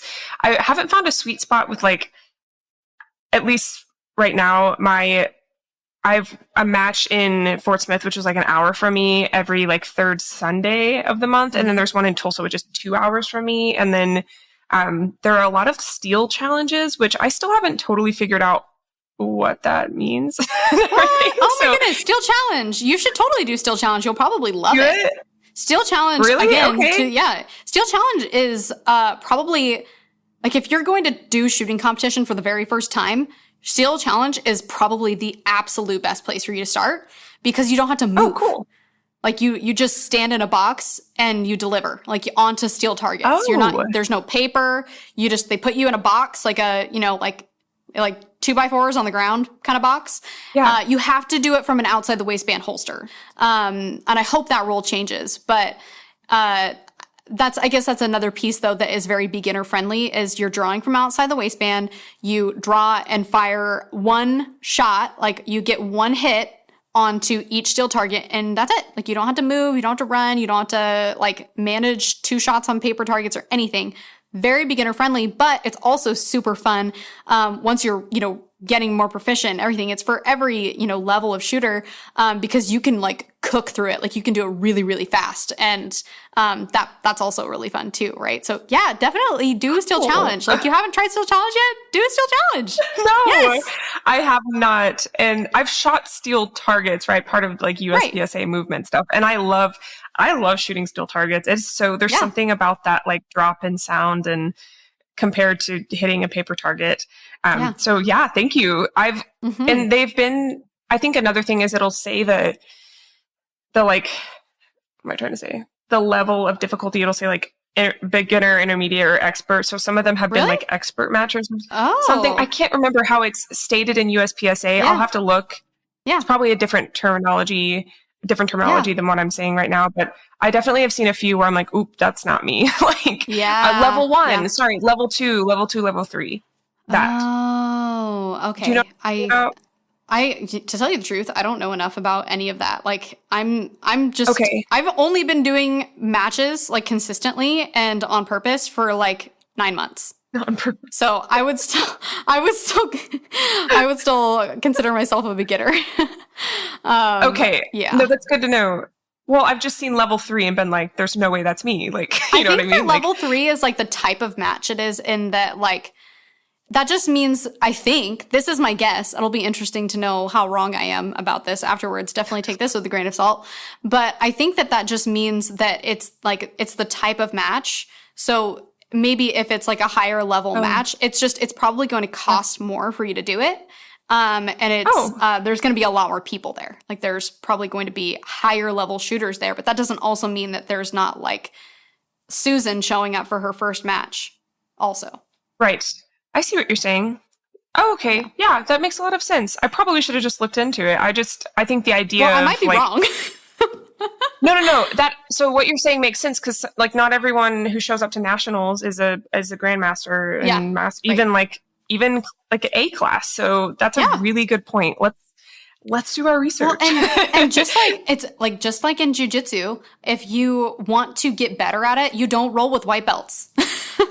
You roll with the like purple belts and the brown belts whenever they're willing to have you, because you're going to learn more from them than you are going to learn from the white belt. And so same thing goes for like, if you are at a match. When I first started, I didn't want to squad with like all the people that were super fast. I call them the zoom zooms. I didn't want to shoot with the zoom people because it was so intimidating and I didn't want to embarrass myself. But now I go out of my way to squad with the people that I know are, you know, much faster than me, because first of all, they've been doing it for way longer. And second of all, they're usually the most encouraging out of, you know, any other squad that I'm usually with. And they're also typically better with the mental management stuff. Like if they're a like master or grandmaster shooter, there are certainly exceptions, but a lot of the time they're very good at mental management, which can come paired with good at encouraging and explaining things to you as well. So yeah, roll with the brown belts and hang out with the masters and grandmasters. Absolutely. Yes, that's a great point to make. They've been so helpful. I also just watch what they do and copy them. Like when like stage planning is not something I'm comfortable doing totally on my own yet. So I'll never, like, I'll just hold on to this for the rest of my life, but we're at like probably the 4th match that I did this year, and I watched, you know, some of the guys do their stage planning, and I was like, I'm not going to do it like that. Why are they doing it like that? And so I was like, well, I'm going to do it like this. And they were like, oh, wait, that makes a lot of sense. And they totally stole my stage plan, and it made me so happy. Oh my dude, that's a huge deal. That's awesome. It's such a good feeling. Congratulations. Like, yeah. Absolutely. Yeah. I had a good idea. I love that. Yes. What is it? Like imitation is the highest form of flattery. Highest compliment. Yeah. Highest compliment. Yes, absolutely. No, that's amazing. I would love to know your goals as far as competition shooting going forward. Are you going to look into 3-gun, and are you also, I really want to know this, are you also mixing in inside the waistband competition alongside your outside the waistband? So at this very moment in time, I am dedicating a lot of my time to working specifically from not concealment, I keep saying concealment, from my competition setup. So I just got all this stuff. I just got my Walther Q5 probably a month and a half ago, maybe 2 months ago now. Got the belt system, all of the things that I needed to do it well, right? And my goal with that was to essentially remove all of the things that were making shooting harder for me. And that's something I don't know if this is like a side topic, but essentially like I am a small human with these smaller muscles. And so, shooting, when I'm shooting from, concealment with my Glock 48, I'm not only shooting a subcompact, but I am a subcompact human, with some subcompact muscles. And so I'm dealing with, higher, a snappier form of recoil, which is more difficult to manage, with less muscle mass and weight behind the gun. And so basically I'm stacking the odds, and absolutely not in my favor at all, and giving myself a lot of challenges. And I wanted to pursue competition, and that was the whole purpose of doing, what I'm doing right now, was to remove all of that. I wanted to know what I could do without stacking things. I wanted to stack things in my favor. So I know now what I can do when things are stacked not in my favor. I now want to know, what am I capable of as a shooter when I remove those challenges, or at least severely mitigate them. And so right now, a lot of my dry fire time and all of the time I'm spending in competition is just with my competition setup. And that's very much on purpose. I will definitely, I'll definitely still shoot my carry gun, and I still will do dry fire with my carry gun. Just making sure I'm maintaining, a proficient draw from concealment. Just maintaining a level of familiarization, with my carry gun. But yeah, right now I'm really interested and seeing what I can do. I'm trying to spend a lot of my time just with my competition setup. And that's been really interesting just to see already. Like, just my first match with my Walther, was a pretty big jump as far as where I landed with the other shooters. So usually I'm like right in the middle of the road at matches. I'm usually like literally dead center. And I think at this last match that I did, I think I've only done one. I think I've only done one match with my Walther. Okay. I want to say I was in the, I think I moved up 20%. Just changing my gear. Wow. Okay. That's right? amazing. Right? Yes. So that's this experiment is already very interesting. And I want to continue with it. And that's another piece to long-term, gun ownership, long-term, nerdery in carrying a gun and doing gun things, is you kind of have to make it fun and switch it up sometimes. And, for me, guns and everything else that falls under that umbrella, was never a personal interest of mine until I felt like I had to make it a personal interest of mine. It was I want to carry a gun for self-defense, so I have to. In order to be a responsible person with a gun, I need to learn how to shoot it well. I need to learn how to carry it safely. And that kind of fell under the umbrella of, I want to carry guns, so all of these other things.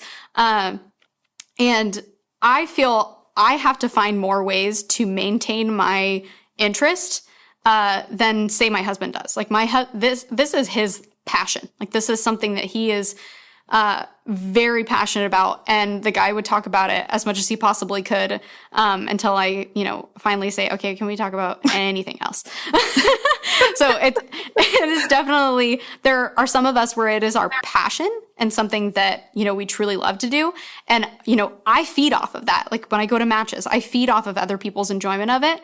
And doing this little experiment by, switching to a, something that is stacking the odds in my favor has been something that has kind of reinvigorated my interest in guns and the umbrella of everything below that, right? So that's kind of what I'm doing right now in terms of competition and all of that. And then as far as goals going forward with just concealed carry or even content creation. I know you recently came out with your range segments or your drill segments. What do you call those? Range Work Wednesday. Range Work Wednesday. I love that. Yeah. Yes. I still came do out 2 with Minute that. Tuesday, by the way? I did 2 Minute Tuesday like a year and a half ago or 2 years ago. The thing is that it can be really challenging to maintain a high volume of content while also maintaining the quality of said content. And so I actually did like 5 videos of Range Work Wednesday, and oh my goodness, it was just terrible. Like the content wasn't bad, at least I don't think it was. Right. Yeah, but the process was so tedious. Like I would essentially upload a video every week. I think I did like 4 videos every week. A Range Work Wednesday went up. And what ultimately wound up happening was I brought my camera and my content creation hat with me every time I went to the range and didn't actually get any valuable practice. And so I like nipped that in the butt really quick because it was just sucking the joy out of going to the range. So I'm not doing Range Work Wednesdays anymore. Maybe I'll do them like every once in a while, but my priority is just like actually continuing to like maintain my enjoyment surrounding guns and going to the range. I don't want to associate it with anything negative, if that makes sense. So of course, I don't want to. It does. I basically I don't want to give myself one more reason not to go to the gym, and same thing. I don't want to give myself one more reason to not want to go to the range. So not doing that anymore. But absolutely, it was fun while it lasted. Yeah, no, absolutely, and I think that's a really good place to be in with yourself, truthful and honest about like where your enjoyment is in comparison to your work. Right. And I totally understand as a content creator myself.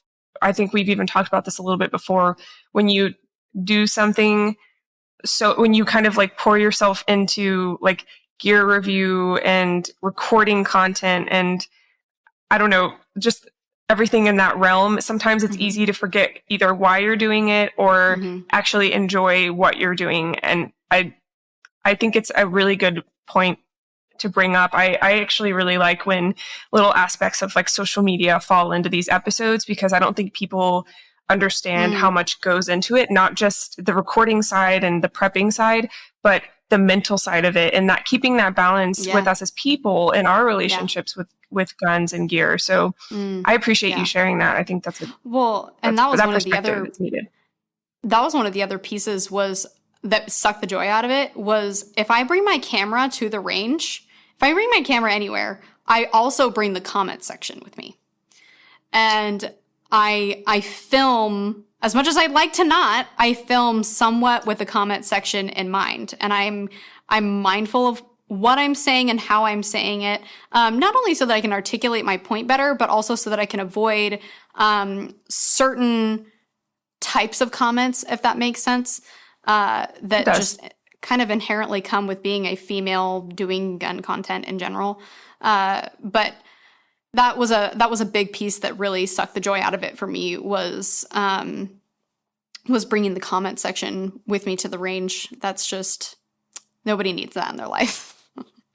Absolutely. Yeah, agreed. Yes. I feel like we could have an entire episode on social media stuff. I think that would be even fun one day. If you say you enjoyed today and you want to come back on in the future, I think that could be a lot of fun. But we can see how that goes. There's this podcast called Primary and Secondary, and I think it's once a year. Yes. They do an episode called The Airing of Grievances. And it is, I think, like, often it'll wind up being, like, a number of hours long, like, somewhere between 2 to, like, 4 hours long. And they'll have, like, people come in and out of the podcast episode, and they just, like, show up, and they air their grievances, and then they head out, and the next person shows up, and they, like, air their grievances. Oh, my goodness. Yeah. Wait, like, people... Like random people or no, like people creators? in the gun industry, like people that are like students showing up to classes or, instructors or, kind of people in this space. They'll just kind of, they'll talk about like, arguments that occur on the internet and yeah. But actually primary and secondary is a pretty awesome resource in terms of like podcasting and YouTube and whatnot. Absolutely. They are on my short list once you told me about them. So Yeah. I'm really excited to get more into that. And they also have the video content available on YouTube if Hmm. you're someone listening and you really like that, which I'm going to get around to doing that with She Shield. It's taken me a little time. There's so much more editing that goes into it that way. Yeah. Short form content, while it does take a lot of time itself, um, is a lot shorter. It's literally short term content, but it takes less than it would for the long term bit. So I'm trying to figure out that balance, but I do like that they offer that option because some people like to see and kind of also there's a little bit of body language involved with podcasting, Oh, yeah, and for especially sure. if you're like trying to describe something or even show something on the video. So yeah, that's super cool. So one thing we didn't talk about that I would love to hear you talk about, and it's kind of a two-parter. One is purse carry, but recently fanny pack carry has become really popular. And I just want to put a disclaimer out. I have put a video out about fanny pack carry, and I kind of want to just preface on like why I did. I have fanny pack carry in the past a few times where, and this is embarrassing, but I also, it's just realistic. I have been so frustrated with my concealed carry setup, or it has been hot as hot as Satan's nether regions, as they say. that like that I didn't want the gun on my body. So I have fanny pack carried, and I have a whole video filmed, and you and I have talked about the trials and tribulations of filming a video and maybe not posting Having it to and like get rid of not it. Yeah, like I've tossed out so many videos. Oh man, same. And I recorded this whole series on fanny pack carry, and I have this basically half of the video is like, if you're going to fanny pack carry, let's talk about these like 5 big things. Like, and I'd like to go ahead, if you don't mind. I kind of want to just say those things because I want to hear what you have to say, and I feel bad asking you a question, being like, but here's my answer. But some things that do alarm me about fanny pack carry is one, just like the elephant in the room, right? It's on body until it's maybe not, right? Like not everyone keeps their fanny packs on. They're kind of like purses in that sense. There's also not as much consistency when you pull the bag around. It can raise up on your body. So the inconsistency of like practicing your draw from a fanny pack can be challenging when applying that, especially in a situation where there's another person attacking you, maybe physically or coming at you quickly, making you have to do it a lot quicker. And then, of course, not all fanny packs are created equally. I've seen some people have some really just like crappy ones, and I'm not trying to be rude. It's just like, it's just Amazon products or Walmart almost level products of just like synthetics. And then, of course, not having a separate compartment for your gun is an issue. You don't want to be like reaching down in to grab your credit cards, and then maybe your holster comes loose from the backing. And then you have the people that don't even have a holster in their fanny pack. So there are so many layers, so many nuances that it's been a topic that I originally was like, I will never share this on social media, not because I'm embarrassed to share that I fanny pack carry, but because there are so many nuances. But recently it has been so popular that I felt like I needed to kind of come and show my setup. And while it's not totally where I want it to be, and there are even better options than my little SOG strap pack, there are fanny packs now made specifically for concealed carry that like when you pull the tab, it actually pulls the gun up for you so that you're not having to reach into a bag. There are some like newer advances out there than what I'm using as well. So while I'm not completely against fanny pack carry, I kind of feel the same way you feel about belly bands, that it's not the most efficient. It's not even something I like go out and recommend unless someone specifically comes to me and is like, I'm only going to carry with the fanny pack. What do you recommend for this? So I kind of want to just put that disclaimer out there because I have done it. And I might even sound kind of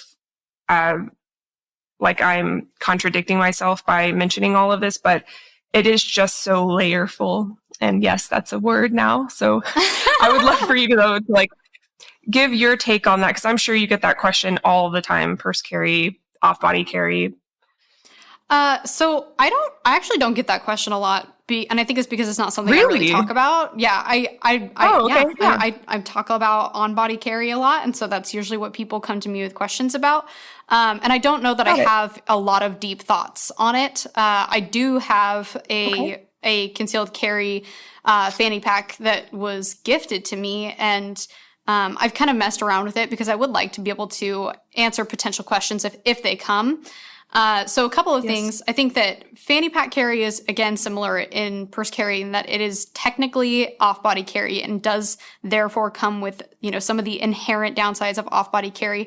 But I also am not the person that's going to say that there is never a time, ever, never, that you should or can or ought to carry off-body. I'm sure there are contexts where, you might run into that, where carrying off-body is actually the better option for you, whether it's because of an outfit choice, a location choice, whatever it may be.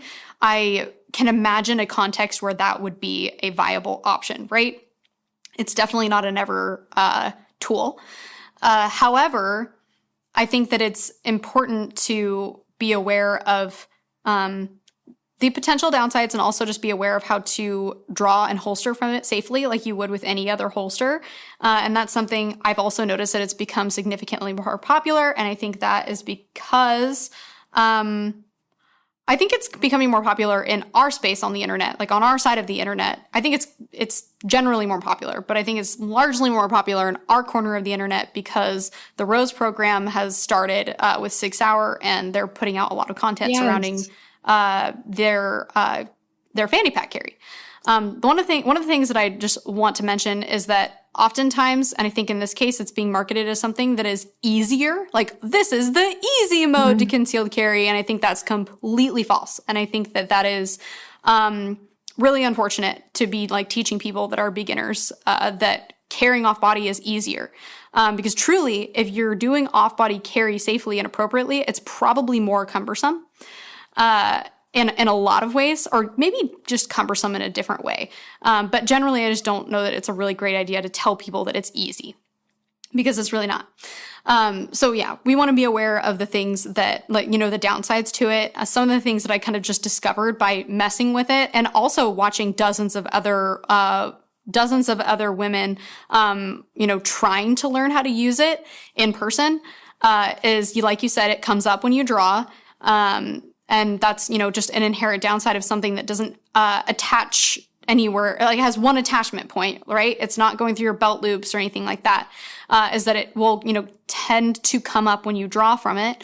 But one of the things that I noticed is that the muzzle direction changes so incredibly fast when you touch the grip or when you move your body.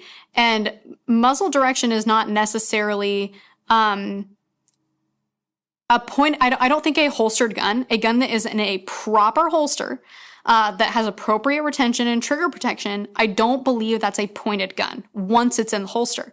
But the path to and from the holster is a pointed gun.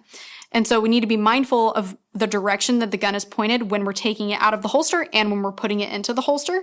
And what I'm seeing on the interwebs and what I saw in my experience drawing from it with the blue gun is that more often than not, the muzzle is oriented into the body.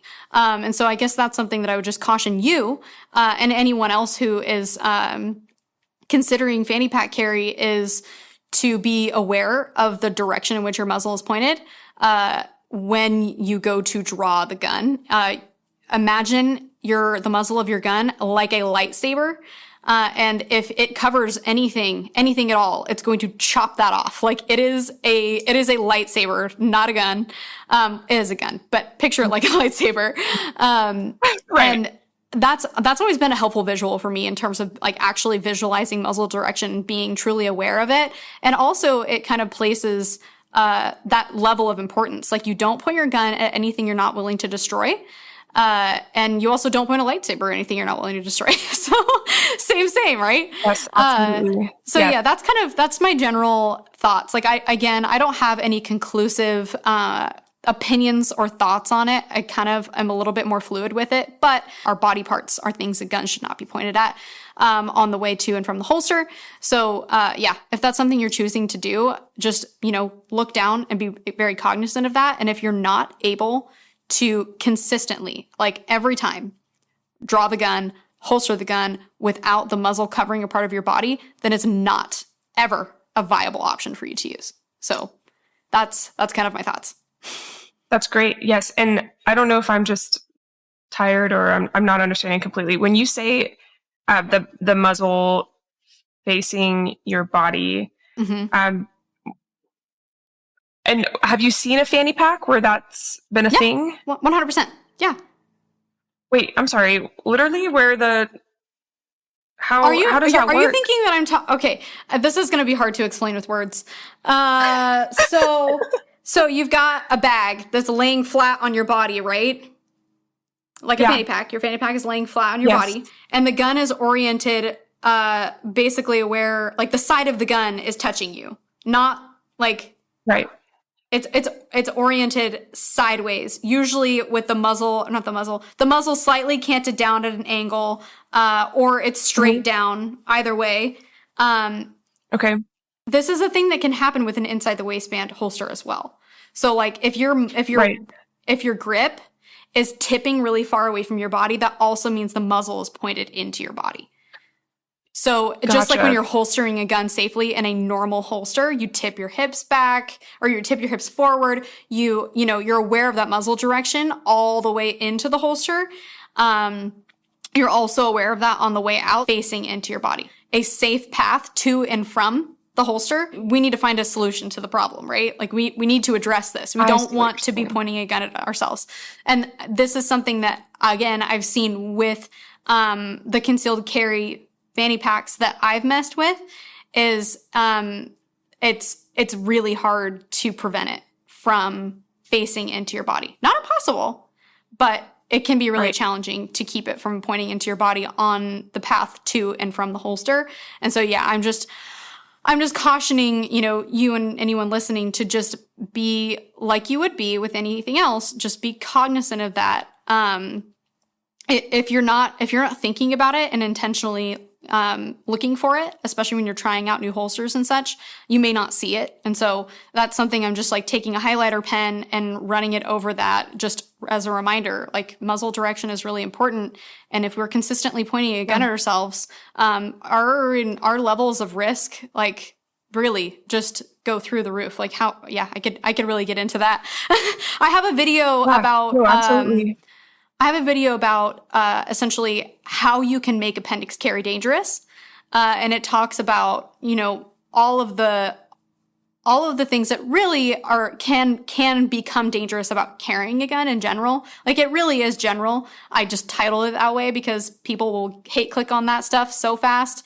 But it is also truly about the things that you can do to take a safe carry position and make it unsafe. Through just poor practices. So same goes for anything. However, there are certain products that can facilitate safe holstering and drawing better than others. And so I'm just highlighting that I've seen fanny packs that make it difficult to do it safely. Absolutely. No, thank you for explaining that. I actually was following you and then I did that self-doubt thing where I was like, wait, does she? Yes. Lost that confidence in what you were saying. So yes. Thank you for explaining that. And hopefully if anyone else was confused that clarified it. Yes. Perfect. Okay. So I want to make sure we talk about this before, and this is really my, one of my last little notes I have here. I love that you're probably the only person I've ever seen talk about fabric and the importance of finding fabrics, or not the importance of finding fabrics. Let me back up. Fabrics that are beneficial to concealed carry, that flow over the gun as opposed to suck to it. And this is a big a lesson for me because I love tight fitting clothing. I've always been that way. I honestly don't know where that came from. But I think it's because I've always worked out and I've worked really hard on my body. And I just I love I don't like to show cleavage or anything like that. I think my way of kind of like showing my femininity is almost by like, I like to show my figure. You know what I mean? I'm just putting it out there. So fabrics are not something I think when it comes to tighter fitting clothing, that's always usually like, I don't know what the fabric, maybe polyester. It's usually something like that. So, but recently, I'm taking on a new job, and that will come out later on my page and everything. But I'm wanting to like expand my wardrobe. So I've been looking into your videos, and I would love you to give, if you don't mind, like a summary almost of like what you've found with fabrics. And is that something you still incorporate into your practice daily?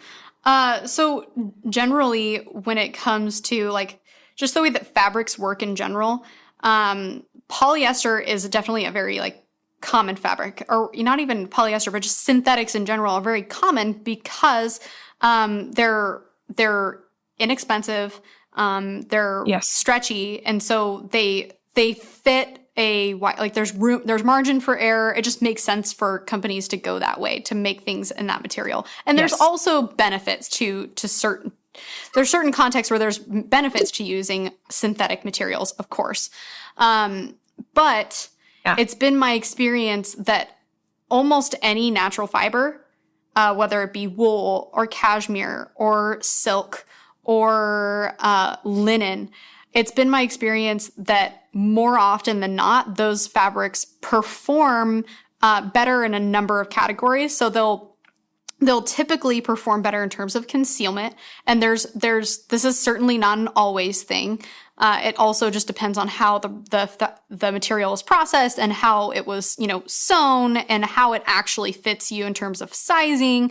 But generally, natural fibers tend to conceal better because they have their own structure to them.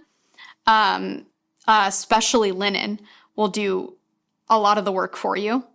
It's one of the most structured fabrics that you can buy, and it's also one of the strongest fabrics that you can buy.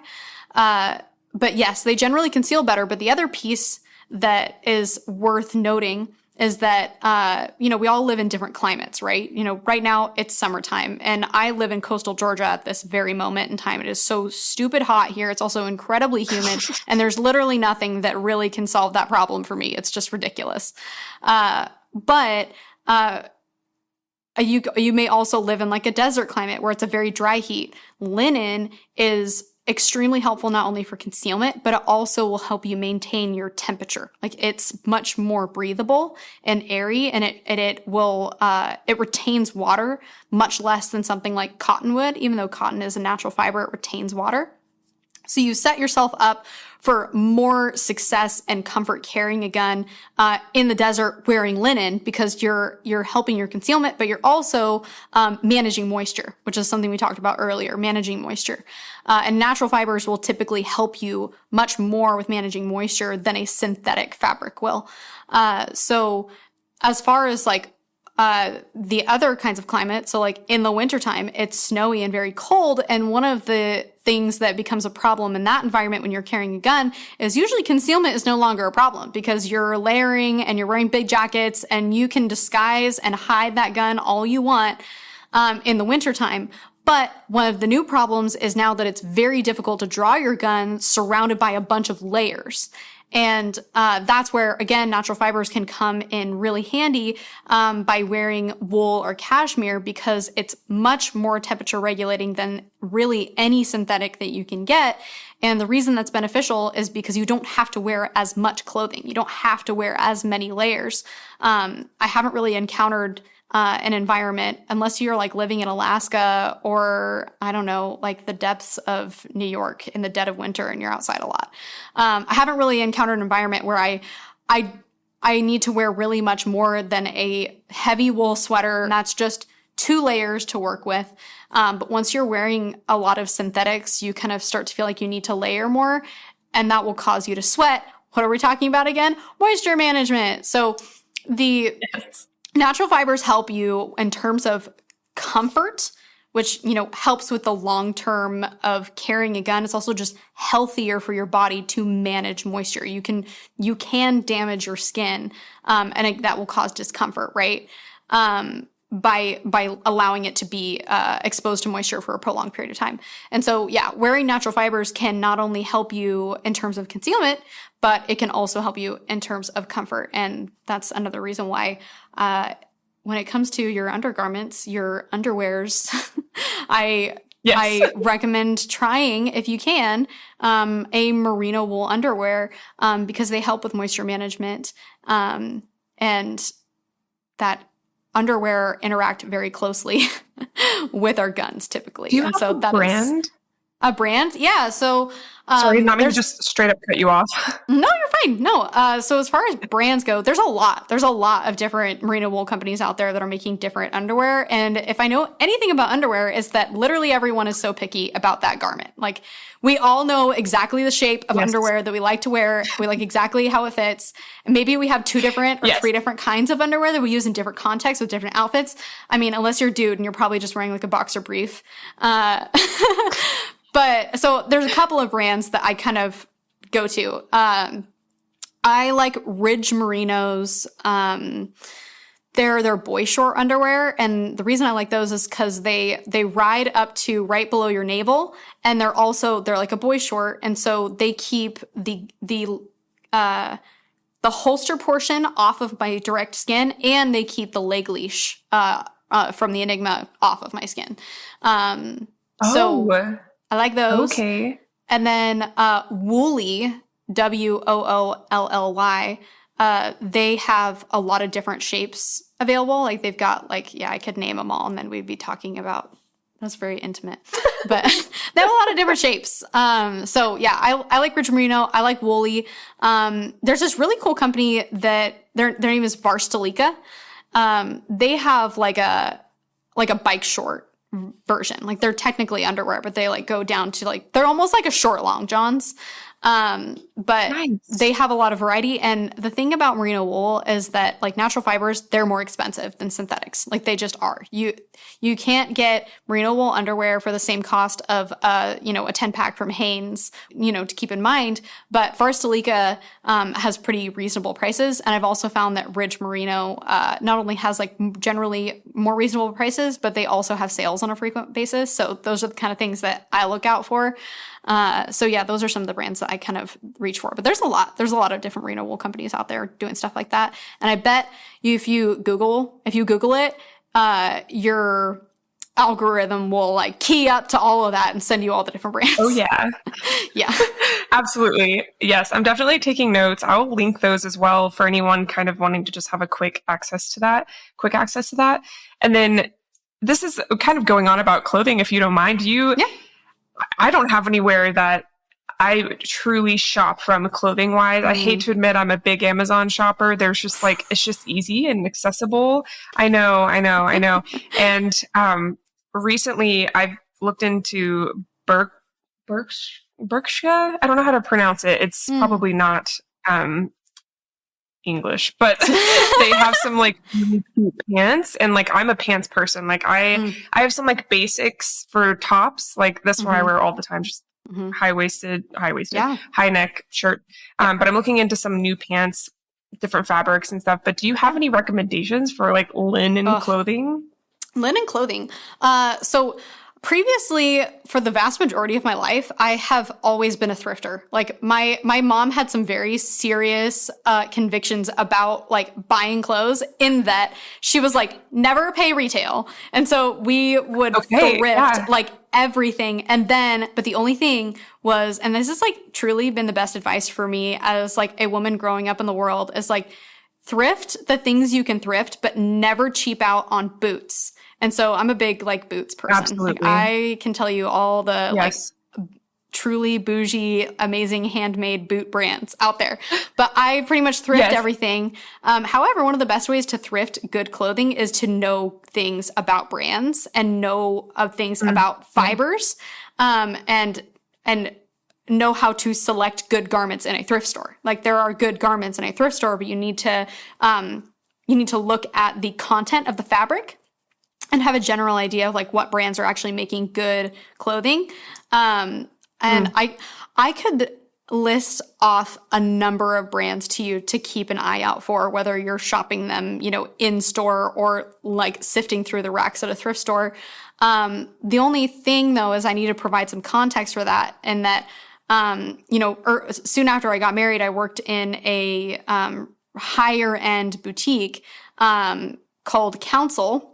And the whole point of this boutique was that we would counsel women on their wardrobe. So the gal who owned the place would like go into their homes and like counsel them on the things that they owned and what they needed to add and take away. What? Yes, so cool. Awesome concept. Love that. I need that. And I mean, gosh, you could just go to their website and look at what the brands that they are selling. A lot of the brands they do offer a lot of natural fibers. But yeah, a lot of the brands that I can think of, and that was my caveat, is that they're not inexpensive. Like they're more expensive brands. But that's kind of my general advice to anyone looking to like get good clothing, regardless of your price bracket, is to like, just like with anything else, like approach it with education, like look for good materials and have a general idea of what good brands are, or rather brands that you have a consistent success with, and look for them. Like there's this jean brand called McGuire Denim. They no longer exist. But I've never found jeans that fit me better in my life. Like they don't make pants anymore. And so I've like every time a new pair shows up on the app Poshmark that's in my size, I like buy them right up because that's what I need. So yeah, that's my general advice. I can give you some specific brands afterwards if you would like, though. I would love that. I'm serious. I'm needing to get not a new wardrobe because I like to shop my closet. I know that's kind of weird, but I've been watching videos. I kind of got sucked into what is it called? Like mass production clothing, like sticking with the trends fast and like fashion. It was easier. Thank you. Fast fashion. Exactly. It was easier to find the newest trend than to like have to look within and be like, what do I even like? And I also didn't even know that was a thing to do. So I started watching like YouTube videos on people who are like experts in style and also minimalism, because I generally I don't like to have a big closet. It's stressful for me. I'm an anxious person. It's intimidating. So this one girl was like, had a whole video on like the mental side of shopping. And because she used to be Bethany? Kind of a fast fashion shopper.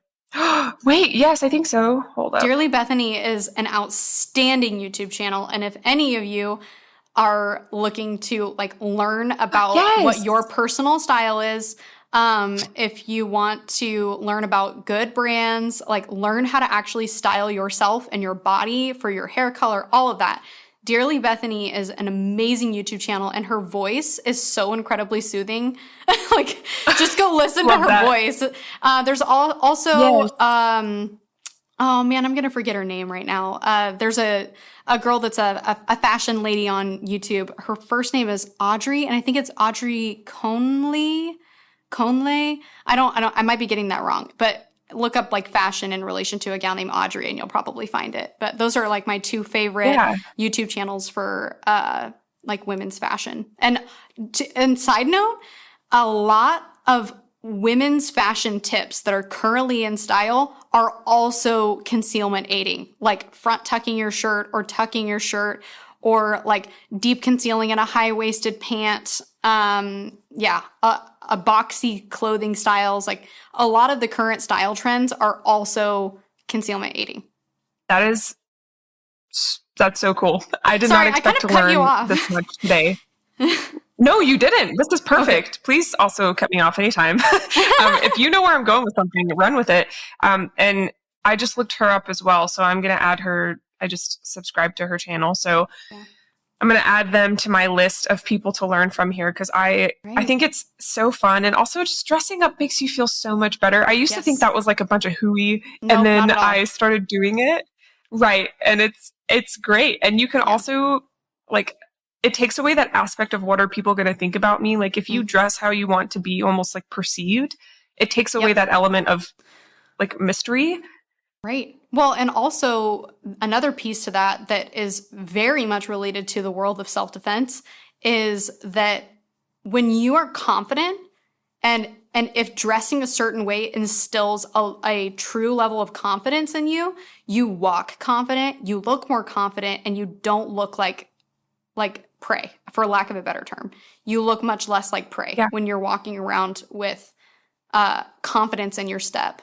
And if that means that you want to dress a certain way, then that's the way to do it. When I was in high school, if I wore cowgirl boots, I owned it. Like, if I was wearing cowgirl boots, I was like all the confidence in the world. So we all go through different seasons and different styles, but like if there's something that makes you feel good and confident, and it like puts a pep in your step, do that thing. Absolutely.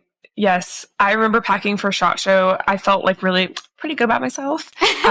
And I didn't pack like a single t-shirt. Like at one point I was like, oh my God, what am I going to sleep in? Because I was like, I'm only packing clothes that make me feel confident, because pretty much everywhere you went, you'd run into someone important. Like I almost like actually physically ran into the CEO of like Magpul or something, like down in the, I don't even remember his name, but I should probably take that out. But I like ran into him, and I was so glad I just dressed up to go grab some food, but I only had nice clothes. So when I ran into him, I was like prepared to introduce myself and felt ready. And that's awesome. Yeah, I love that we've talked about this, and that is such a good point. Yeah, seeming like less of a prey with the way you present. Absolutely. And of course, not that should ever have to be something that we have to think about, but that's the world we live in. Yeah. Yes, absolutely. Well, this has been an incredible episode. Yes.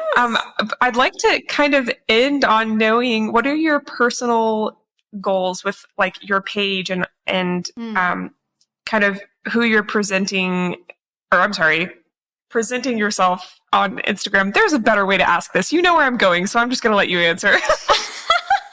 What are my goals? I think right now I feel like I'm in a little bit of like a transitional season with Armed and Styled, with, you know, my YouTube channel, all of that. My interests are broadening as I'm, you know, gaining confidence with shooting and marksmanship.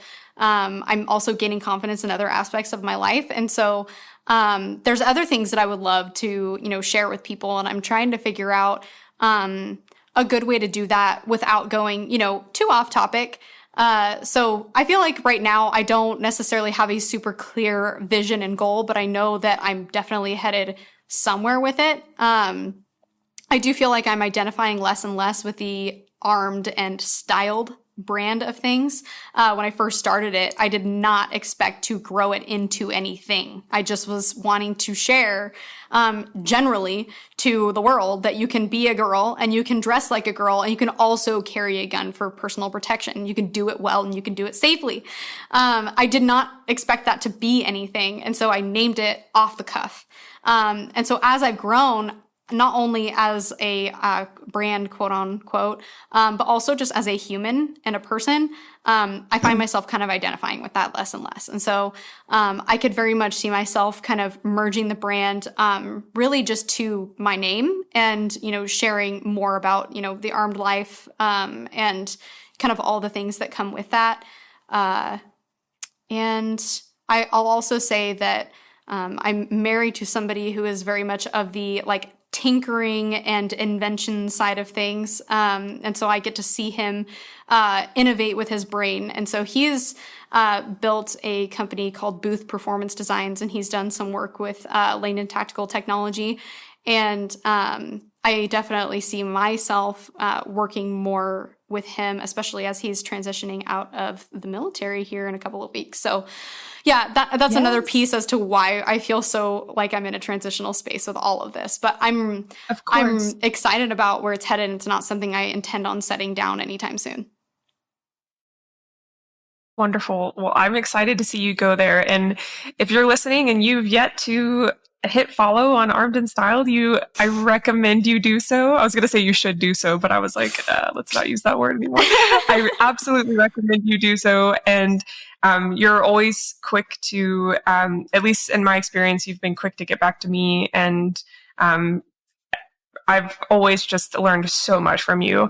I've just learned so much from you. So if you are interested in that, please scroll down and check out Tessah and watch her journey as she transitions into that kind of new era. And as someone who just finished her master's and is stumbling in the dark, it feels like I totally understand what that feels like. And it's a lot.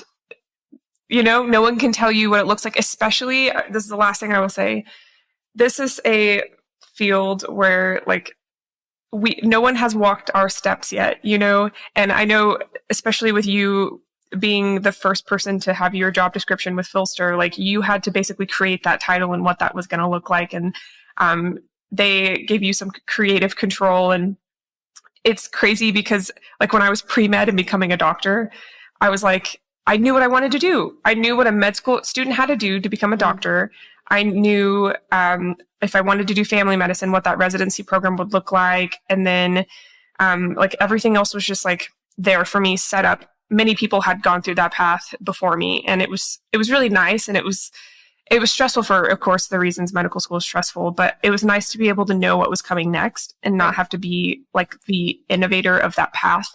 Mm-hmm. So this is definitely, it's a challenge with this space. And a lot of people ask me the cons, almost contraindications of this path. And it's not it's a I don't see it as a con. I just see it as it's a challenge that you have to be willing to take when you kind of forge your own path. So yeah. I commend you for doing that and also helping so many people in the meantime, because your content is just next level, not only just quality of video and audio, but of the actual content. So thank you for your service, in other words. Yes. But I've had so much fun today. Is there anything you want to send the listeners off with before we end? I feel like I've kind of said it all, but maybe just as a review, try things that that scare you, and you'll probably surprise yourself in what you're capable of doing. Absolutely. Beautifully said. And if you're interested in exclusive content, you can become a Patreon. That's also linked in the show notes. You can visit the She Shield Instagram and TikTok for show updates, pictures of our guest speakers, and podcast highlights. Lately, I've been trying to post a reel a day. That's been a process. But if you're interested in seeing snippets of this episode on there, you can also see us kind of talk in our faces and the weird faces I make. So head over there. A special thank you to Sagetta Gear, one of the official sponsors of She Shield. For concealed carry gear and duty gear, you can use code SheShield10 for 10% off your Sagetta Gear order and to support the pod. All resources mentioned in this episode are linked in the show notes, and if you liked the pod, you can help so much by liking, subscribing, and leaving a review. On Spotify, for me, I just have to scroll up and hit those 5 stars, and that's all it takes. It doesn't ask you to write anything. So wherever you're listening right now, if you'll just take a second to do that, it really, really helps get the podcast on the radar for people. I know at least when I see a lot of ratings, I'm oh, okay, cool. It's almost like you're being part of something. So please do that. And if you or anyone you know is a firearms owner experiencing a crisis, like Tessah mentioned, holdmyguns.org is an organization that will help connect you with a local gun shop or FFL to store your firearm for you, or at least a vital component of the firearm. The link to access their website is in the show notes. It'll help you find a storage location or partner. Thank you for listening. And in the meantime, stay safe and stay vigilant.